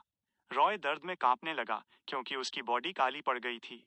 उसके बाल खड़े हो गए, लेकिन उसकी लाइफ सचमुच डेंजर में नहीं थी। बाइल्स, पाशा और फिल सब चौंक गए, अनश्योर थे कि अभी क्या हुआ था। इस मोमेंट पर क्लाइन ने चारों ओर देखा और मुस्कुराया। देखो, मिरर को वॉलंटरीली नुकसान पहुंचाने के लिए पनिश नहीं किया गया। एक रियल अपॉर्चुनिटी यहाँ है। चैप्टर 1286, ओल्ड मेथड्स के न्यू एप्लीकेशंस। एक रियल अपॉर्चुनिटी। पाशा, बाइल्स और फिल ये सुनकर खुश थे। ऐसा लग रहा था जैसे उन्होंने डार्क नाइट में लंबे समय तक सर्च करने के बाद फाइनली लाइट देखी हो। किस तरह की अपॉर्चुनिटी? रॉय अपनी डेज्ड स्टेट से बाहर आया। क्लाइन को कोई जल्दी नहीं थी। वो मुस्कुराया और बोला, क्या तुमने नोटिस नहीं किया? नोटिस पर यह कोई क्लियर इंडिकेशन नहीं है कि एनफोर्सर कौन है। पास्ट में कीबोर्ड वॉरियर के रूप में क्लाइन ने हमेशा दावा किया था कि वो जैक ऑफ ऑल ट्रेड्स था। इसके अलावा उसने अपनी लाइफ में कई लॉयर्स के साथ इंटरेक्ट किया था और पहले earl of the fallen marinate था। उसके पास बेसिक फाउंडेशन थी जब लॉ और रूल्स की बात आती थी। ये सही है, अनाउंसमेंट में केवल एक न्यू कॉन्सल मेंशन किया गया था और ये क्लियर नहीं है कि एनफोर्सर कौन है। हमने पहले एक इनविजिबल जस्टिशियर एनकाउंटर किया। पाशा और दूसरों ने एक थॉटफुल एक्सप्रेशन रिवील किया। ये देखकर क्लाइन ने अपना हाथ बढ़ाया और मैजिक मिरर के सरफेस को स्ट्रोक किया, जैसे कि वो किसी जानवर को कंघी कर रहा हो। नॉर्मल सर्कमस्टांसेस के अंडर हर किसी ने टैसिटली एक्नॉलेज किया है कि पुलिस और सुपरनैचुरल केसेस से डील करने के लिए रिस्पॉन्सिबल अथॉरिटीज लॉ एनफोर्स करते हैं। ये लीगल डॉक्यूमेंट्स की सीरीज या कॉरेस्पॉन्डिंग पब्लिक नॉलेज के थ्रू कंफर्म किया गया है। लेकिन इस बार रूल्स एयरटाइट लेवल तक नहीं पहुंचे हैं। अगर हम कहते हैं कि रूल्स ओरिजिनल लॉज, डायरेक्टिव्स और रूल से बनी एक ब्लैंक स्लेट पर बिल्ट हैं, तो हमें पुलिस, नाइट हॉक्स या मैंडेटेड पनिशर्स को देखना चाहिए था जब हमने क्राइम्स कमिट किए, लेकिन ऐसा केस नहीं है। दूसरे शब्दों में, कॉरेस्पॉन्डिंग एनफोर्सर इंडीड वेग है। पाशा, जो 4 बियॉन्डर्स में सबसे ज्यादा नॉलेजेबल थी, ने कहने से पहले एक मोमेंट के लिए सोचा, शायद लॉ एनफोर्सर एक एब्स्ट्रैक्ट कॉन्सेप्ट है, या शायद ये टैसिटली न्यू काउंसिल के इक्विवेलेंट है। लैटर भी क्लियर नहीं है। ये क्लियर नहीं करता कि न्यू काउंसिल कौन है। इस तरह ये कोई भी हो सकता है। फॉर्मर इसे नोन बनाने के लिए ऑब्लाइज नहीं है, क्लाइन ने सिंपली रिप्लाई किया। फिल फ्राउन किया और बोला, लेकिन हम सिटीजन्स की तरह लॉ एनफोर्स नहीं कर सकते। कॉरेस्पॉन्डिंग अथॉरिटी लेबल्स के थ्रू ग्रुप्स को एलिमिनेट करने से डिटरमिन्ड होती है, क्लाइन ने स्माइल के साथ एक्सप्लेन किया। फॉरेनर्स ऑस्ट्रिसिज्म और परसूट के टारगेट्स हैं, इसलिए उनके पास रिक्वायर्ड लॉ एनफोर्समेंट राइट्स की कमी है। जहां तक सिटीजन्स का सवाल है, उनके पास ये केवल फॉरेनर्स के साथ डील करते समय होता है। ये नोटिस के थ्रू कंफर्म किया गया है। रॉय और बाइल्स के बोलने का वेट किए बिना क्लाइन ने कंटिन्यू किया, तो मैंने रॉय को टेस्ट करने के लिए इस मैटर में छिपे कॉन्ट्रडिक्शन का यूज किया। रिजल्ट एग्जैक्टली वैसा ही है जैसा मैंने प्रेडिक्ट किया था। सबसे पहले, मैजिक मिरर कोई फॉरेन लिविंग बीइंग नहीं है, न ही ये एक लोकल है। ये बस इंटेलिजेंस के सर्टेन लेवल वाला एक आइटम है। इसे किसी पर्टिकुलर ग्रुप में प्लेस नहीं किया जा सकता। इस तरह ऐसी सिचुएशन में जहां लॉ एनफोर्सर क्लियर नहीं है, जो एलिमिनेशन प्रोसेस का पार्ट नहीं है, उनके पास लॉ एनफोर्स करने का राइट है। दूसरे, इसने एक फॉरेनर को पनिश किया था। उन नोटिस का मतलब है कि वे सभी जो फॉरेनर्स के साथ डील करते हैं, वे लॉ एनफोर्सर्स हैं। फाइनली, मैजिक मिरर के पास खुद पनिशमेंट के रूल्स हैं। इससे पहले कि ये रूल इलीगल अनाउंस किया जाए, उसके पास दूसरों को पनिश करने का राइट है। ऊपर दिए गए 3 पॉइंट्स के बेसिस पर मेरा मानना है कि 002 को अभी बहुत सारे कॉन्फ्लिक्ट में होना चाहिए। नेक्स्ट, ये main body of law enforcement को क्लियरली डिटरमिन करने के लिए, इस एरिया में लूपहोल्स को मेंड करने के लिए डेफिनेटली एक नया लॉ इशू करेगा। एक बार जब लॉ एनफोर्समेंट की मेन बॉडी रिवील हो जाएगी, तो इसमें बहुत सारी इंफॉर्मेशन होगी। ये हमें टारगेट पर लॉक करने में हेल्प करेगा। हे, अगर 002 प्रोहिबिशंस ऐड करने का मेथड यूज करता है, तो ये डेफिनेटली खुद को रेस्ट्रिक्ट करेगा, क्योंकि ये मिरर के सेम एट्रीब्यूट्स शेयर करता है। ये डेफिनेटली उसकी फर्स्ट चॉइस नहीं है। उस मोमेंट पर रॉय, पाशा और दूसरे जो क्लाइंट के रिकाउंट को सुन रहे थे, अचानक फीलिंग हुई कि वो एक नॉलेजेबल और हाईली इंटेलिजेंट पर्सन था। क्या ऐसा हो सकता है कि मिस्टर मैजिशियन एक वाइज मैन है, जिन्हें लेजेंड्स में कॉमनर्स के बीच ट्रैवल करना पसंद है? 4 बियॉन्डर्स में से हर एक ने सिमिलर लेकिन डिफरेंट गेसेस लगाए। इस मोमेंट पर क्लाइंट के हाथ में मैजिक मिरर ने मिस्टी एक्वस लाइट एमिट की। एक्वस लाइट के बीच सिल्वर मिरर के सरफेस ने नोटिस बोर्ड दिखाया। पेपर के ओरिजिनल पीस के बॉटम पर 2 और लाइंस अपीयर हुई। सारे लॉ एनफोर्समेंट ट्रांसोस्ट ब्रास बुक या उसके ऑथराइज्ड ग्रुप द्वारा कैरी आउट किए जाने चाहिए। कोई भी प्राइवेट रूल्स ऑफिशियल डिक्री को सरपास नहीं कर सकते। ट्रांसोस्ट ब्रास बुक, ये 002 का पूरा नाम है। अपॉर्चुनिटी यहाँ है। क्लाइन का एक्सप्रेशन सीरियस हो गया जब उसने कॉगिटेशन में एंटर किया। उसने टेरिफाइंग सील्ड आर्टिफैक्ट की सिचुएशन को और समझने के लिए और ज्यादा इंफॉर्मेशन ऑब्टेन करने के लिए 002 को मेन लॉ एनफोर्समेंट क्लैरिफाई करने के लिए फोर्स किया था, और क्लाइन के डिडक्शन के बेसिस पर 002 का मोबेश एक पर्टिकुलर सेफिरा से रिलेटेड था, बिल्कुल वैसे ही जैसे वो तब था जब वो अभी सेफिरा कैसल का ओनर नहीं बना था। इसलिए उसकी अंडरस्टैंडिंग को और आगे बढ़ाने से इनेविटेबली रिवर्स करप्शन में रिजल्ट मिलेगा, जिससे एक सर्टेन कनेक्शन एस्टैब्लिश होगा। एक सर्टेन एक्सटेंट तक Sefirah great old one, outer deity या कॉस्मोस के इक्विवेलेंट था। बैक देन क्लाइन ने डार्क डेमोनिक वुल्फ कोटार की लोकेशन पर लॉक करने के लिए ऐसी मिस्टिसिज्म नॉलेज का यूज किया था। अब वो इसे ऑपोजिट डायरेक्शन में यूज कर रहा था। उसके पॉइंट ऑफ व्यू से 002 डेफिनेटली उससे ज्यादा सेफिरा द्वारा करप्टेड था। आखिरकार सील्ड आर्टिफैक्ट्स कंट्रोल खोने की स्टेट में थे। यही कारण था कि उन्हें सील करने की जरूरत थी। ऐसी सर्कमस्टांसेस के अंडर 002 की और अंडरस्टैंडिंग करप्शन में रिजल्ट करेगी। रियलिटी ने क्लाइन की हाइपोथेसिस प्रूव की, और ये इस डेंजर की वजह से भी था कि उसने एरोड्स द्वारा प्रेजेंट किए गए न्यू कंटेंट को 4 बियॉन्डर्स को नहीं दिखाया। कॉगिटेशन में क्लाइन ने जल्दी से सेंस किया कि उसका एक सर्टेन स्पॉट के साथ इनविजिबल कनेक्शन था। इंडिस्क्रिबेबल करप्शन सर्ज हो रहा था। डिंग। उसी समय जब उसने गोल्ड कॉइन फ्लिक किया, उसने कनेक्शन कट ऑफ करने और करप्शन आइसोलेट करने के लिए सेफिरा कैसल के ऑरा का यूज किया। इमीडिएटली बाद उसके दिमाग में एक क्लियर इमेज अपीयर हुई। क्लाइन ने अपने बाएं हाथ से गोल्ड कॉइन पकड़ा। ग्लव के अचानक ट्रांसपेरेंट होने के बाद वो इंस्टेंटली रूम से गायब हो गया और बुक शेल्फ से भरे एक हॉल में अपीयर हुआ। हॉल के साइड में फ्लोर टू सीलिंग विंडोज के साथ कई लंबी रेक्टेंगुलर टेबल्स थीं। उनमें से एक पर थिन ब्रास शीट से बाउंड एक बुक थी। मैंने तुम्हें ढूंढ लिया। क्लाइन के चेहरे पर एक स्माइल अपीयर हुई। उसने डिविनेशन करने के लिए ब्रीफ कनेक्शन का यूज किया। फिर उसने टेलीपोर्टेशन को अबनॉर्मली प्रिसाइज बनाने के लिए सेफिरॉट के बीच अट्रैक्शन पर रिलाई किया। सेफिरॉट के बीच कन्वर्जेंस का लॉ क्लाइन को एक्सीडेंटली लाइब्रेरी में एंटर करने और ब्रास बुक डिस्कवर करने की अलाउंस देगा। हालांकि ये 2 दिन बाद, 2 हफ्ते बाद या 2 साल बाद भी हो सकता था। इसे रोकने के लिए कुछ भी करने का टाइम नहीं होता।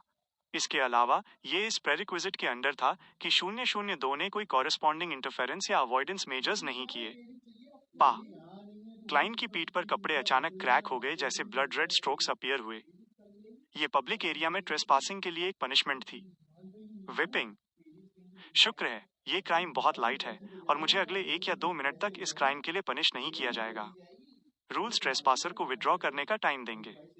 क्लाइन इमीडिएटली बाहर पहुंचा और वॉइड में कुछ बार ग्रैब किया। उसने वास्तव में एसेटिक लीडर एरियाना का फिगर बाहर नहीं निकाला। ऐसा इसलिए था क्योंकि एक नॉन कमिटल पर्सन के लिए हिस्टोरिकल प्रोजेक्शन फ्रॉड का एक फॉर्म था। उसने केवल इस मेथड का यूज सर्वेंट ऑफ कंसीलमेंट को अपनी लोकेशन इंफॉर्मेशन भेजने के लिए किया। सेम रीजन की वजह से क्लाइन ने अपने बाएं हाथ पर ग्लव डिस्पर्स कर दिया। इस प्रोसेस के दौरान ब्रास बुक फ्लिप करना शुरू हुई और रूल्स डिस्प्ले किए। जब किसी की रैशनैलिटी उसकी ओरिजिनल वैल्यू के 20% तक गिर जाती है तो कंट्रोल खोने के चांस होंगे। स्कॉलर ऑफ योर के पास हिस्टोरिकल वॉइड प्रोजेक्शंस समन करने की एबिलिटी है। समनिंग का सक्सेस रेट टारगेट की फैमिलियरिटी और फ्रेंडलीनेस पर डिपेंड करता है। उद्धरण चिन्ह ... उद्धरण चिन्ह। ट्रांसोस्ट ब्रास बुक सबसे प्रेशियस आइटम है। किसी भी लिविंग बीइंग को इसे टच करने की परमिशन नहीं है। जो वायलेशन में है उन्हें डेथ सेंटेंस दी जाएगी। किसी को ट्रांसोस्ट ब्रास बुक की कंडीशन को किसी भी तरह से चेंज करने की अलाउंस नहीं है। जो वायलेशन में है उन्हें डेथ सेंटेंस दी जाएगी। उद्धरण चिन्ह ... उद्धरण चिन्ह। रूल्स ने क्लाइन की आईलिड्स ट्विच कराई। उसने अपनी रेशनैलिटी कॉन्स्टेंटली गिरते हुए महसूस की। इसने उसकी बॉडी में प्राइमोर्डियल 1 के मेंटल ब्रांड को और एक्टिव कर दिया। रूल्स का फर्स्ट पार्ट ग्रेश ब्लैक में प्रेजेंट किया गया है, जैसे कि ये ऐसी स्टेट में है जिसे बदला नहीं जा सकता। इसके लिए 002 को और अवेकन होने की जरूरत है। अगर ये रूल्स को सामने चेंज करने के एक्सटेंट तक अवेकन होता है तो ये बहुत टेरिफाइंग होगा। ये मेरे समनिंग्स के सक्सेस रेट को भी रिड्यूस कर सकता है, जिससे बियॉन्डर्स कंट्रोल खोने के साइन शो कर सकते हैं। अगर उनकी रैशनैलिटी थोड़ी भी गिरती है, ये इस वेरिएंट ऑफ अ सीर के बहुत स्ट्रांग होने की प्रॉब्लम फिक्स करने के साथ, जैसा कि 002 से एक्सपेक्टेड था, ये पूरी तरह से अपने सीरियल नंबर पर खरा उतरता है। पीछे का टेक्स्ट सिल्वर में प्रेजेंट किया गया है। क्या इसका मतलब ये है कि रूल्स ऑल्टर या एनहांस किए जा सकते हैं? मैं इसे टच नहीं कर सकता। मैं इसकी स्टेट चेंज नहीं कर सकता। इसका मतलब ये भी है कि मैं इसे ले नहीं जा सकता। नहीं, मैं इस सील्ड आर्टिफैक्ट को डायरेक्टली कंसील कर सकता हूँ। शायद मैं इस लाइब्रेरी को कॉस्मोस में मूव करने के लिए स्टाफ ऑफ द स्टार्स या box of the great old ones का यूज कर सकता हूँ और 002 को उन आउटर डिएटीज को फेस करने दे सकता हूँ।